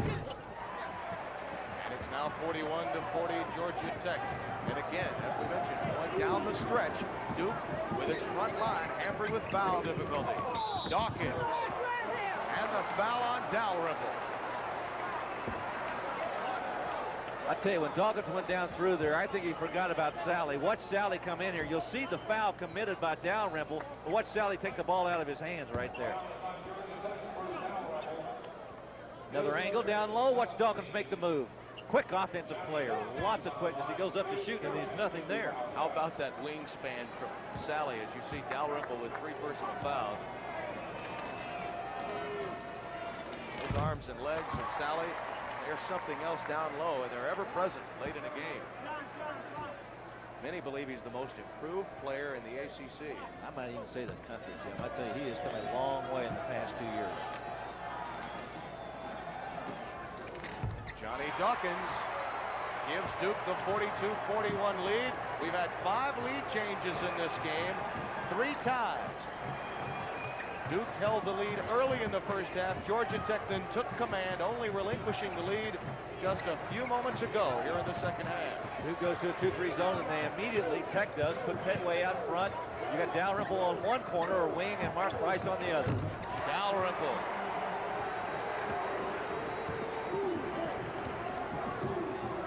Dalrymple has now hit his last 6 shots from the floor. 43-42.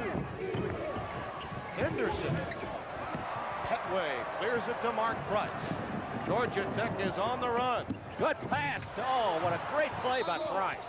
Lost out of bounds by Dalrymple, and Crimmins can't believe it. Price certainly set up Sally that time. The finger roll wouldn't fall. Tommy Amaker coming back in, and David Henderson out. That was a Houdini pass right there. He went right down the middle and just kind of delivered it to Sally, and he couldn't get it to go. Both Price and Amaker have such great peripheral vision. See the court so well. Nesley over Joseph. Dalrymple with a rebound. That's his 7th of the game. Not bad for a guard. Came into the game averaging just under 5.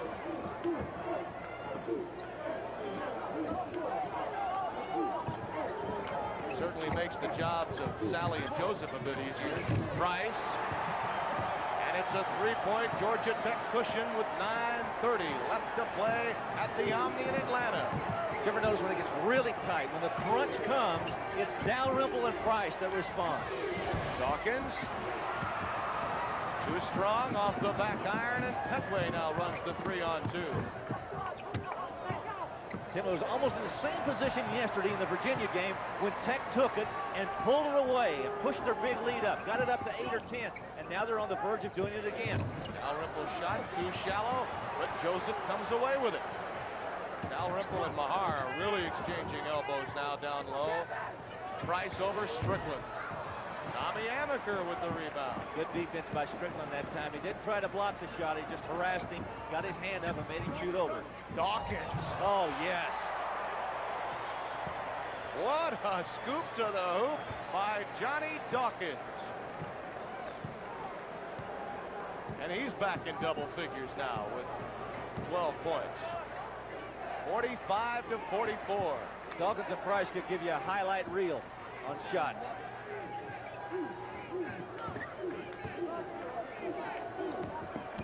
Dalrymple penetrating, creating the vacuum for Price.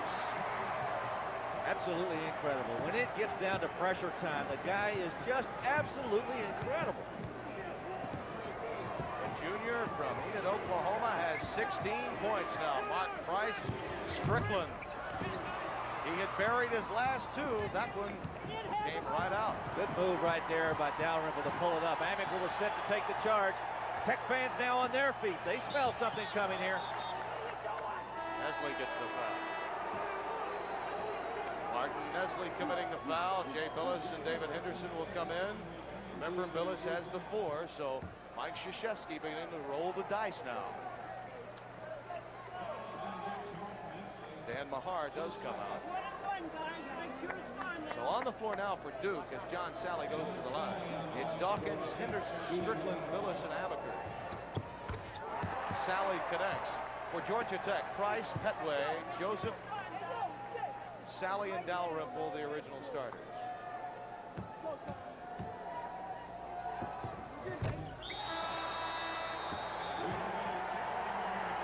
It's getting better at the Omni in Atlanta. A 5-point Georgia Tech cushion.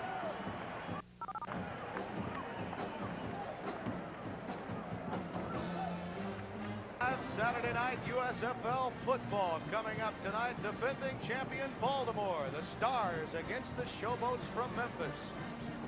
Of course, you'll see Chuck Fusina, the great quarterback, and Kelvin Bryant, the great running back in the USFL of the Stars, formerly from Philadelphia. Memphis, of course, will counter with Walter Lewis. Trevor Rogers' team, a fine club in the USFL, just in its second year of existence. You can see that battle tonight at 9 Eastern time on ESPN. 49 to 44. Georgia Tech back up by 5. A vital possession here for Krzyzewski's club. Every one of them are going to become vital right now. And now all of a sudden Tech goes to a 2-3 zone. They change their defense instead of that man-to-man pressure.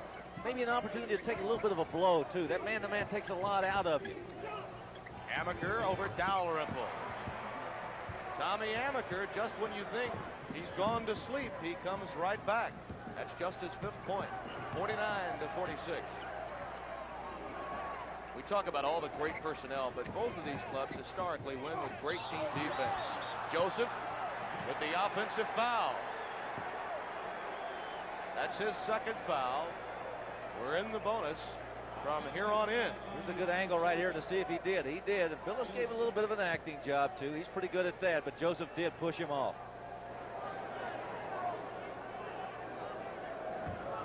Second foul on Joseph, as we mentioned, the 17th foul committed by Georgia Tech, so it's 1-and-1 time for both clubs. And immediately Tech changed defenses because of that shot by Amaker the last time on that zone defense. They don't want any part of that.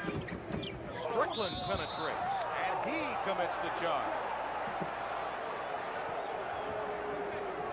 Mike Krzyzewski disagrees.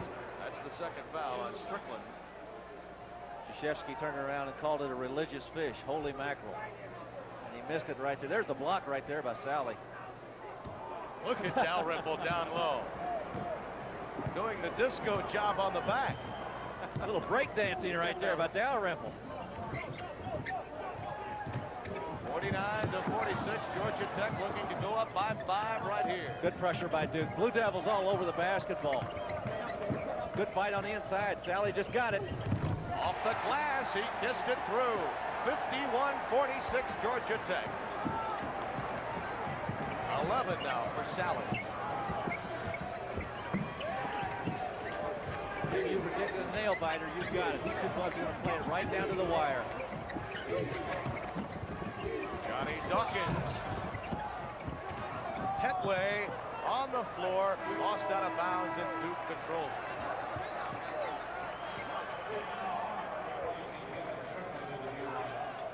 And Mahar back in with 4 fouls.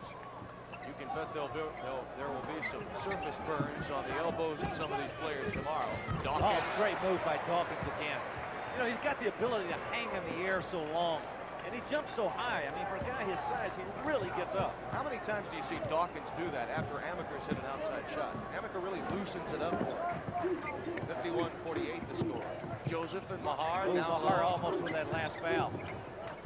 Joseph again over Billis. 53-48 Georgia Tech. Well, Spider Sally's the most improved player in the ACC. Yvonne Joseph is right behind him. 5 minutes and 35 seconds left in this semifinals battle here on ESPN. It's North Carolina and NC State following. Dawkins got Sally airborne. Billis keeping it alive. Henderson comes away with it. Billis again. And it counts. Yvonne Joseph picks up his 3rd foul, and Jay Billis, with body by Nautilus, comes through. Body by Nautilus. This whole group under there is body by Nautilus. Watch them all bang around in there. Billis keeping it alive. Down Rimple, stretching, reaching, can't get the ball. Henderson comes up with it, makes a move to the inside. There's the move right there by Sally. He bumped him off. Billis back in the fray again. He got it, stuck it in, the foul, and a 3-point opportunity. Oh, is he pumped up? He nailed the 3-point play. What a big hoop for Jay Billis. 15 points for Billis now. Everyone on its feet. 53-51. The Georgia Tech lead down to 2. Duke strong man-to-man now, and again, they try to go to Joseph and get it inside. Back to Price.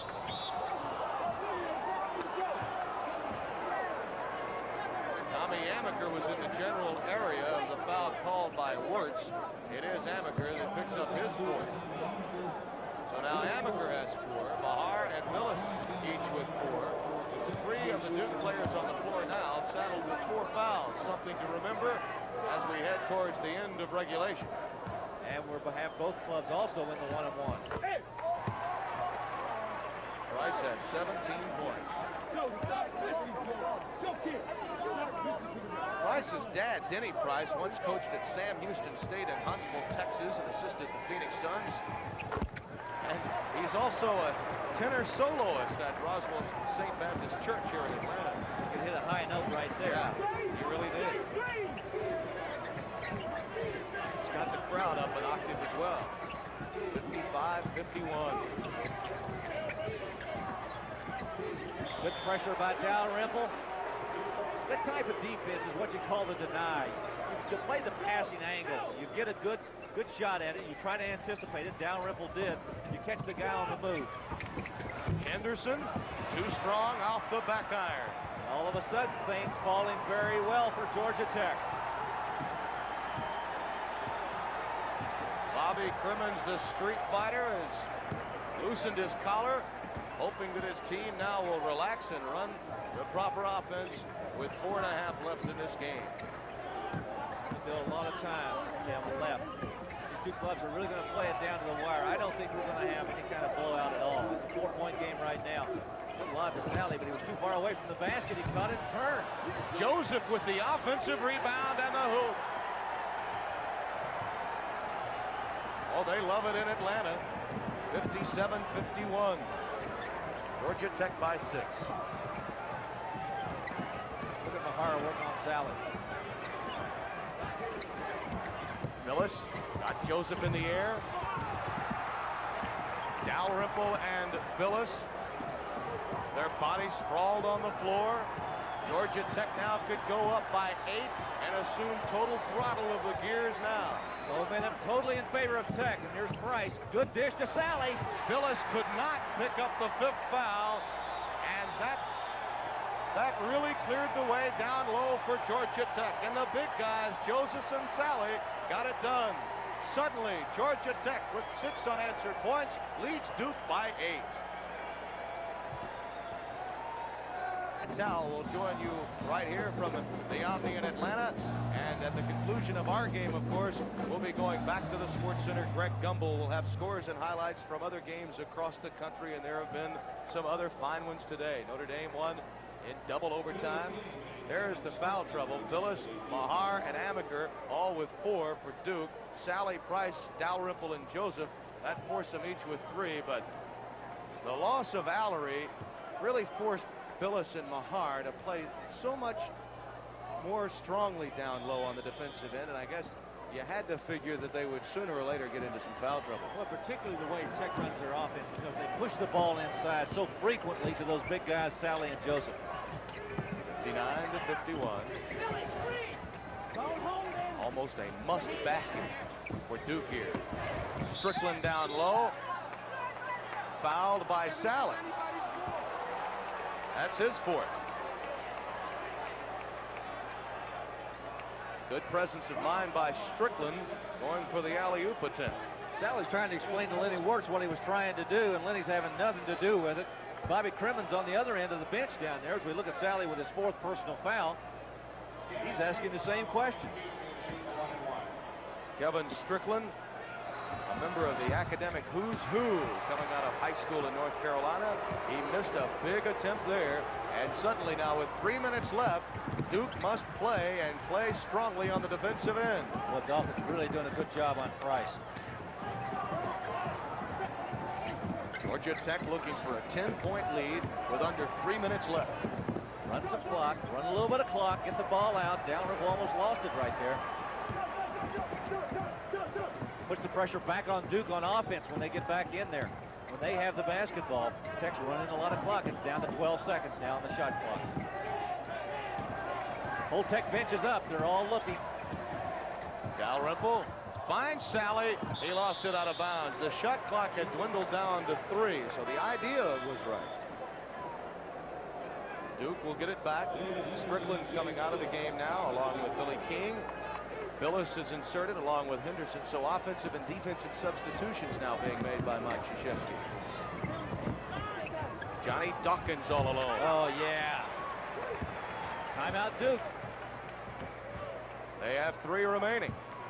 And it's 59-53 with 2 minutes and 14 seconds left to be played from the Omni in Atlanta. Mentioned offensive and defensive substitutions, and Mike Krzyzewski's really having to shuttle his players due to the foul trouble. Well, he's moving them in and out right now. He's got Billy King and Kevin Strickland in there. In case he needs fouls, neither one of those guys are going to be of any importance. But if there's any dead ball situation, Phyllis and Mahar, who both have 4 fouls, get back in the game after the fouls are committed by either King or Strickland. North Carolina. Oh, no, Amaker. That's going to be his 5th. Yes, he's gone. Boy, that is tough. That's a big blow right there. It really hurts you in that pressure defense that you'd like to play late, doesn't it? He leads the game with 6 points. And immediately you're going to watch the foul right here on Price. Amaker trying to make the steal. He did commit the foul, but immediately here comes Strickland. Well, Strickland's back in the game. He's going to leave Billis and Mahar in there, and they come back in after that foul. Tommy Amaker, very disappointing young man right there. He led Duke in steals and just has had a remarkable impression on this Duke team overall.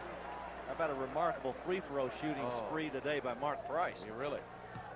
19 points for him so far. That's 10 of 10 from the free throw line for Mark Price.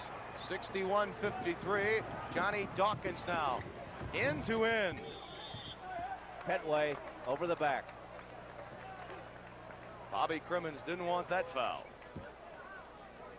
Well, Dawkins was really in a hurry. Did you see him motor up the side there? He wanted to get it up and get it on the glass quick. You got to believe with Amaker gone, it's really up to Dawkins to push the ball up the floor and do some one-on-one things offensively. Well, they're down by 8 points right now. Let's say they cut it to 6. If they've got the ability then to get the basketball and get ahead, then they've got to rely on Dawkins. And they missed a free throw, and Henderson got it, saved it. And head away. Oh, he threw it on his leg. What an assist to Price. Dalrymple follows.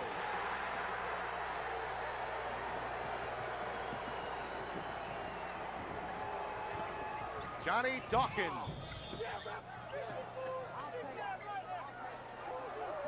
We've got a foul on Joseph. Joseph, Sally, and Dalrymple all have that whodunit look. Well, if it's not on him, it should be, because he's acting like it's on him. That's 4 on Yvonne Joseph. And Jay Billis will go to the line. Now you know that Duke is going to take it down low and try to get a bucket, maybe a three-point play. And with this kind of lead, a 10-point lead now for Georgia Tech at 63-53, Bobby Crimmins would rather see the clock run. The thing about it is that Texas is going to keep a hold of the basketball. They can't make their free throws. Duke can't. And there's the foul on Mahar. And that's his 5th. And you can pretty much, with 1:46 left and Mahar and Amaker on the bench, can pretty much see that this is going to be some comeback if indeed there's one made by Duke. King is coming into the game. Well, the thing that's killing them right now is they can't make their free throws. They've missed the front end of 1-and-1 3 consecutive times. You can't make up ground if you don't make your free throws. Georgia Tech, on the other hand, walking down there, stepping in the line and making theirs. Sally now with a chance to push this lead to 12. Sally, 61% from the line coming in today. He used all of the iron that time. Georgia Tech on the verge of getting into the finals of the ACC tournament for the first time since they joined this league.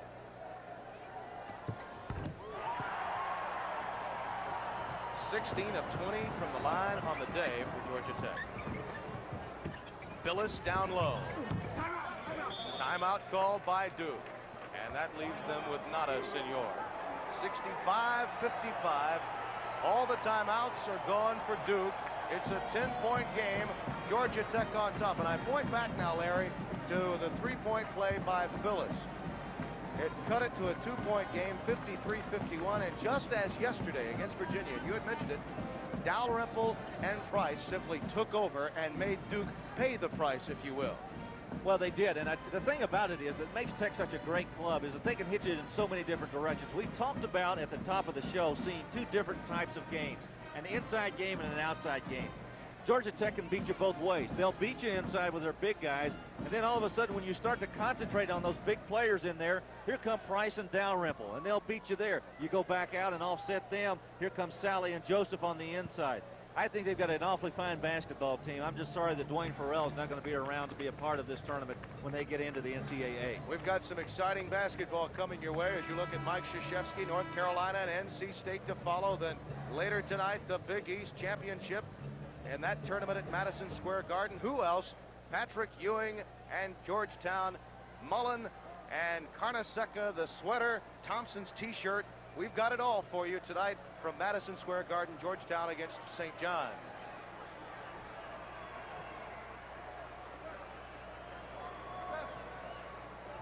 All 4 of these teams remaining in the ACC tournament, destined for the NCAA. I think they're a lock, Tim. I don't see how they can avoid taking all 4 of them. But it certainly hasn't taken anything away from the intensity of this tournament, especially the semifinal round here this afternoon. 10-point lead for Tech. They're in control. Henderson picks up the foul against Dalrymple. It will be a 1-and-1. Dalrymple's a 70% free throw shooter, and the way they've been shooting him today, it just seems like they can throw it up there and it'll roll in. Dalrymple with 14 points on the day, 7 of 10 from the floor, 9 rebounds. A 6'4" off guard from Manhattan, New York has been a skyscraper in the minds of Georgia Tech fans. Dawkins is fouled by Sally. So Johnny Dawkins suddenly wakes up the Duke contingent. Good move by Dawkins. He went right down the gut of the lane right there, and Sally just committed his 5th foul. And that happens with 1:20 left. Sally congratulated by Petway. So now Georgia Tech down to 7 players. And they've got a couple other guys in foul trouble out there.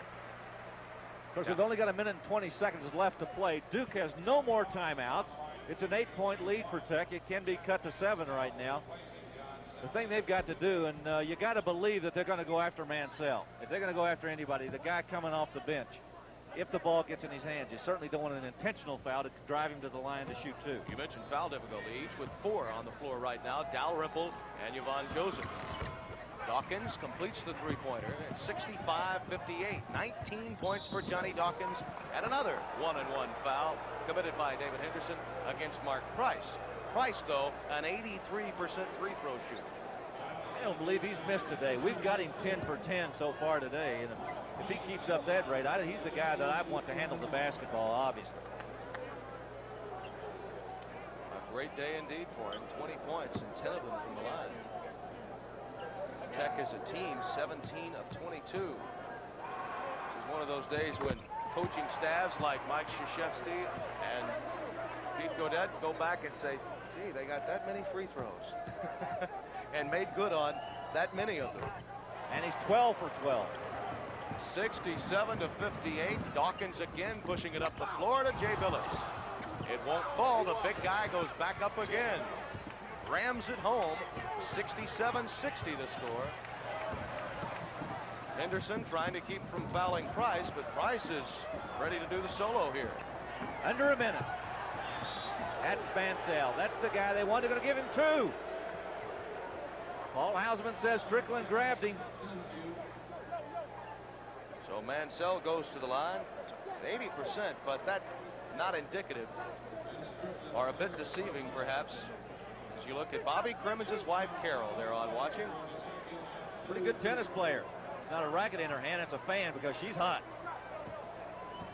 This place is air conditioned too, so you know it's tough on coaches' wives from time to time. Mansell again with the big free throw. Tech continues to make those pressure free throws. He hasn't had that many opportunities, the point I was about to mention. Although 80% on the year, he hasn't seen a lot of playing time. Less than 20 free throw attempts on the year for Mansell coming in. Nailed them both. 69-60. 55 seconds left from the Omni. Dawkins has it stolen by Dalrymple. Price to Petway, and the beat goes on in Atlanta. It's finals of the ACC for Georgia Tech. Henderson. 71-62. Georgia Tech by 9. And there's the foul on Henderson on Price.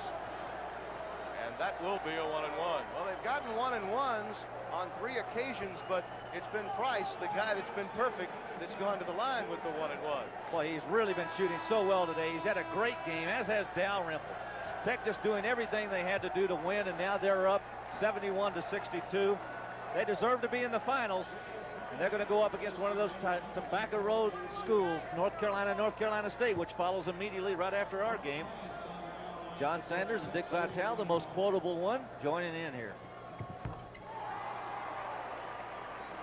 I had 10 publications in my hotel room today, and I guarantee you Dick Vitale was quoted in all 10. Price got him through, and it's 73-62.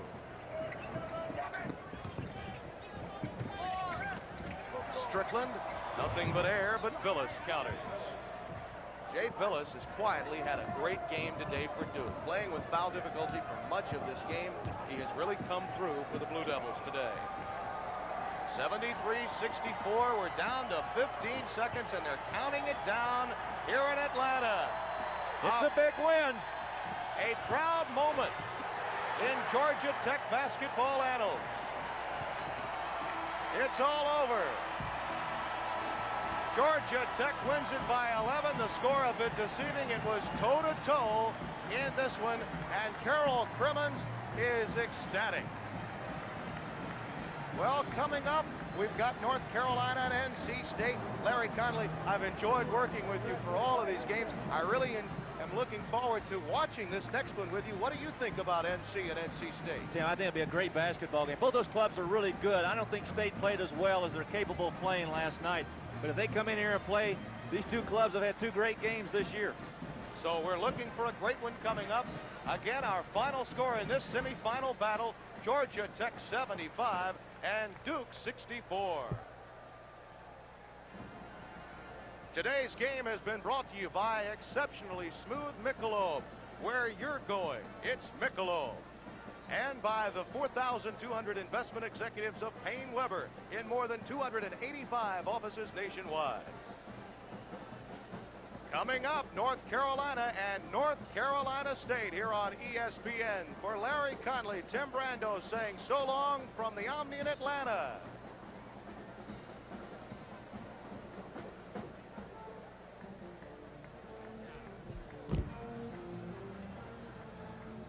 Ball 85, I'm Greg Gumbel, and it continues to be a very sweet season indeed for the Yellow Jackets of Georgia Tech.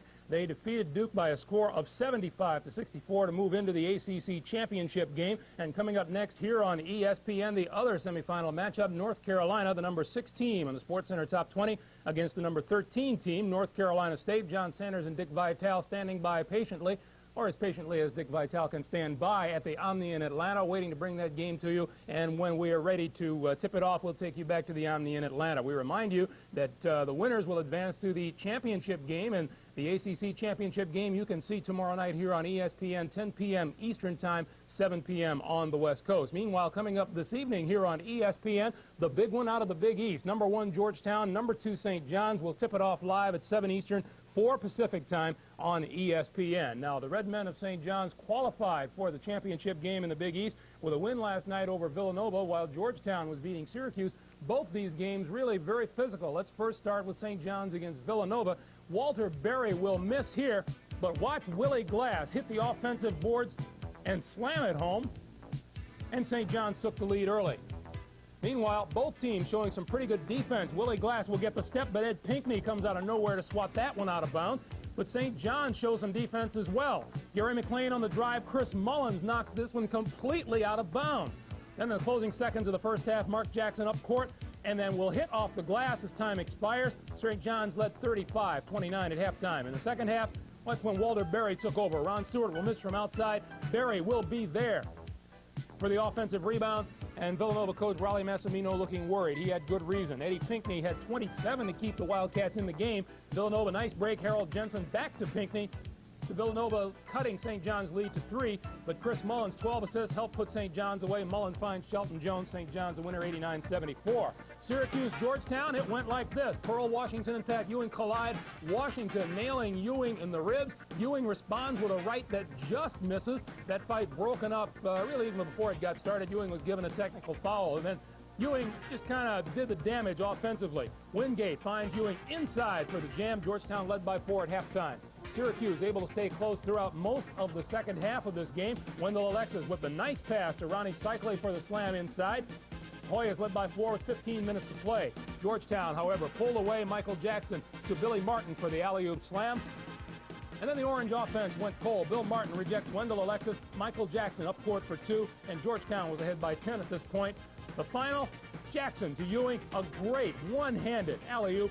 Patrick Ewing leading the Hoyas to a 74-65 victory and a berth in the Big East championship game. Well, clearly what is important to the Hoyas is that they have made that championship game against St. John's. But the main topic of conversation after the game was that tussle between Dwayne Washington and Patrick Ewing, and the whole matter was downplayed by most involved. The only thing I saw was Patrick swing. That's all I saw. I didn't see what preceded it. I don't know what you're talking about. All I saw that was what happened was Dwayne and him scruffling. All I wanted to do was clear it out and get on with the ball game. What fight? That's over with. I don't wish to get into that.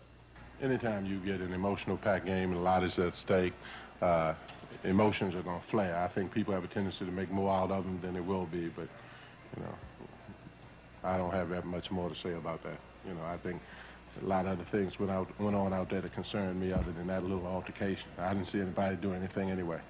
Gave me a chance to get some exercise and run out on the court and fuss. I was getting bored, to tell you the truth. Yes, I felt that we didn't play as well as we are capable of playing. We weren't running as much as we have been in the past, and we weren't hitting the boards as hard as we were before. I think that affected us a great deal. I don't think we had the spark that I ordinarily would have wanted to have, but they're not robots. You know, they're not machines, and they were able to win, to beat a good team, and not have been as good as we would have liked to have been. And I think based on emotional play involved in the game, I am happy with the fact that we won, but I'm certainly looking at the film, there's a lot of things that I won't be happy with. I thought there were a lot of situations we penetrated and we got a good shot and we just didn't get on the backboards like we have to. I was disappointed in our big guys. A couple times Reggie Williams, you know, if Patrick Ewing gets it, I can't say too much about it. He's a great player, but Reggie Williams shot it and went up on our two biggest guys and got it back and put it up again. And, you know, our big guys didn't do the job inside that they have to do if we're going to be successful. You can't get out rebounded 24 rebounds. Georgetown and St. John's looking to match it up for the Big East Championship tonight. You'll see that live at 7 Eastern Time here on ESPN. Meanwhile, we are standing by for Game 2 out of the Atlantic Coast Conference semifinals. North Carolina and NC State preparing to tip it off at the Omni in Atlanta. We'll be back with some more tournament scores in a moment. Was upset in the championship match by Wichita State. Xavier McDaniel throwing 34 points, pulled down 13 rebounds to lead Wichita State to the 2-point win and the Missouri Valley Conference Championship in Tulsa, Oklahoma. Meanwhile, the Metro Conference Championship in Louisville, that is a 67-67 tie late in the second half. Florida State and Memphis State, the number 5 team, tied up at 67. The Atlantic 10 Conference Championship at Piscataway, New Jersey, Rutgers leading Temple 44-37 in the second half. The Southwest Conference semifinal action today in Dallas. In the second half of Game 1, Texas Tech leads Texas A&M by a score of 46-41. The second game in that Southwest Conference semifinal will be number 16 SMU and Arkansas. Meanwhile, the Big 8 Conference Championship in Kansas City is in the second half, and 4th-ranked Oklahoma holding on to a 4-point lead over Iowa State by a score of 63-59. Other matchups around the country today, the ECAC South Final will have Navy against Richmond. Also on the scoreboard, Southeastern Conference Final pits Auburn against Alabama. PCAA Final number 11, Nevada-Las Vegas. The Runnin' Rebels will be taking on Fullerton State in that one. And in the WAC Final, it'll be San Diego State against Texas El Paso. Also on the scoreboard, you'll see it on ESPN at 7 Eastern Time tonight. In the Big East, it'll be number 1 Georgetown against number 2 St. John's. In the Mid-American Final, it'll be Kent State against Miami of Ohio tonight. That game scheduled to get underway at 7 Eastern. At 7:30 Eastern Time, the ECAC North Atlantic Championship will be contested between Boston University and Northeastern University. At 8 Eastern Time tonight, the Mid-Eastern Final between North Carolina A&T and Howard. Also tonight, in the Southland, it'll be number 8 ranked Louisiana Tech taking on Lamar in the championship game there. And in the Southwestern Athletic Conference at 9 Eastern Time, Alcorn State against Southern University. Also on the scoreboard tonight, the Big Sky Final. We'll be keeping you updated beginning at 9 p.m. Eastern Time. Nevada-Reno will be taking on Northern Arizona. And in the Midwestern City Final, number 19, Loyola of Chicago will be taking on Oral Roberts University. Division III quarterfinal play, Widener will go against Worcester Tech.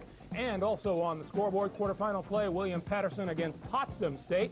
Finishing out the quarterfinal round, it'll be Wittenberg against North Park College, and the final quarterfinal will be Northeast Wesleyan against Center. That is the way the Division III quarterfinal matchups look. Reminder today, earlier at Dayton, Ohio, Notre Dame went 2 overtimes to beat Dayton by a score of 80-73.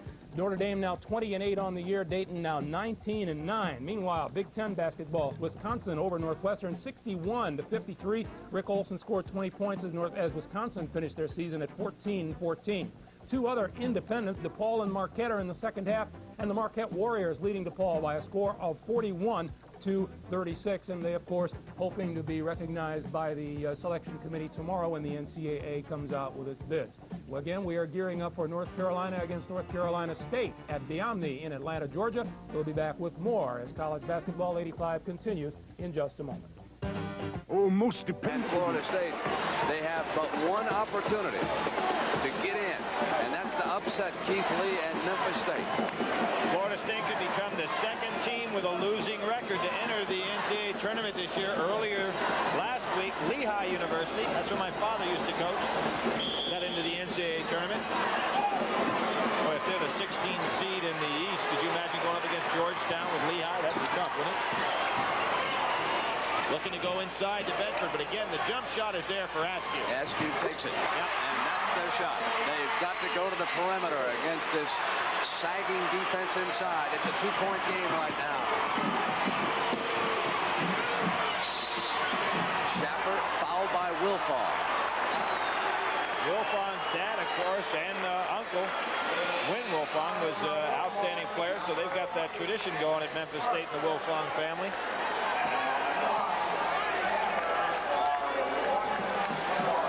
He drilled the last two.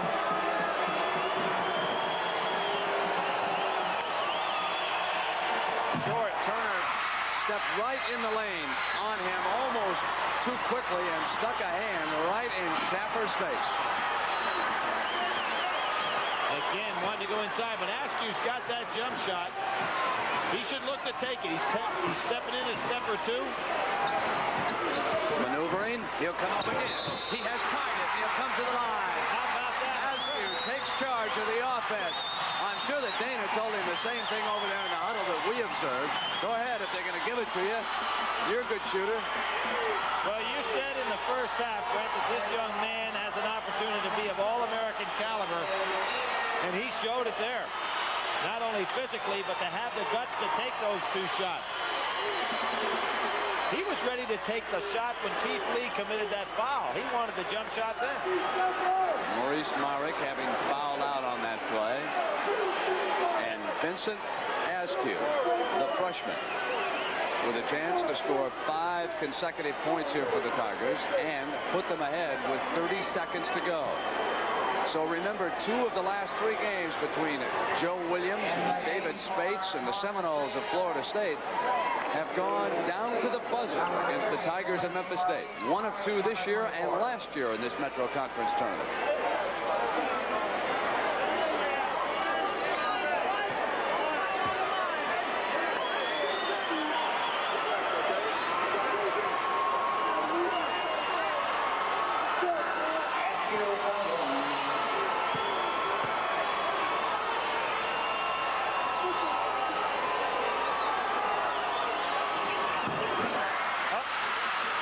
Side, Schaffer bringing it down. Clean it up now. You hold it for what? Will run it. They can bring it down.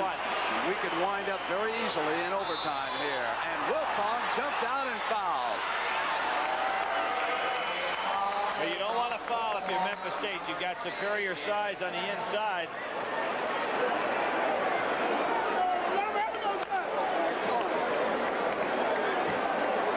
Joe Farr, number 3, was fouled by Wilfong. You talk about an unusual year. Florida State won 6 of their first 7, then lost 11 of their next 12 to find themselves here. High score, 20 seconds away from a conference championship. They were involved in a brawl with the Louisville team. Joe Williams and his staff huddling to determine what they want to do. They have played against nine games this year against teams that you would anticipate getting in the tournament, the NCAA tournament. They've lost 8 of them.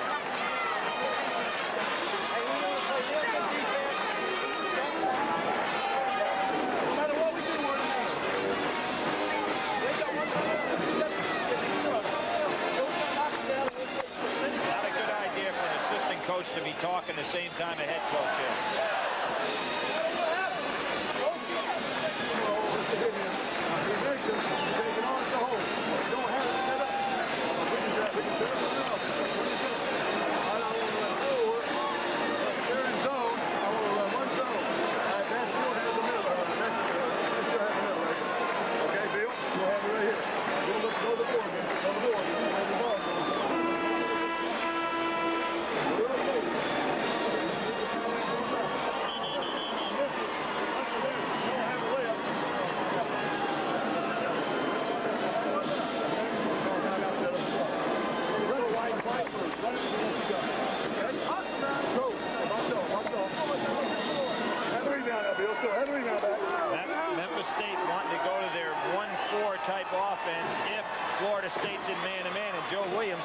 be in man-to-man. That means Turner's going to be isolated out of the top.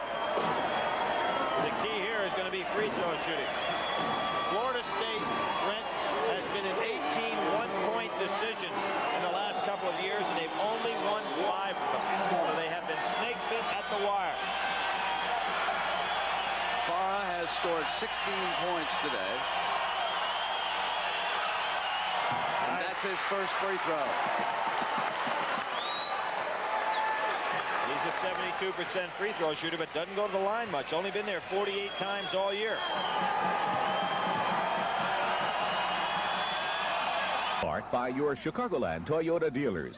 The more you compare, the more you'll see it's Toyota, not the other guys. National Car Rental. If you're renting for business or pleasure, you deserve national attention. Pencil Tufo Chevy City, the monster dealer. 1 mile west of Route 53, North Avenue, Glendale Heights. True Value. The more you've got to do, the more you need True Value. We've got what it takes. And Chevrolet, who invite you to see today's Chevy, drive today's Chevy, live today's Chevy.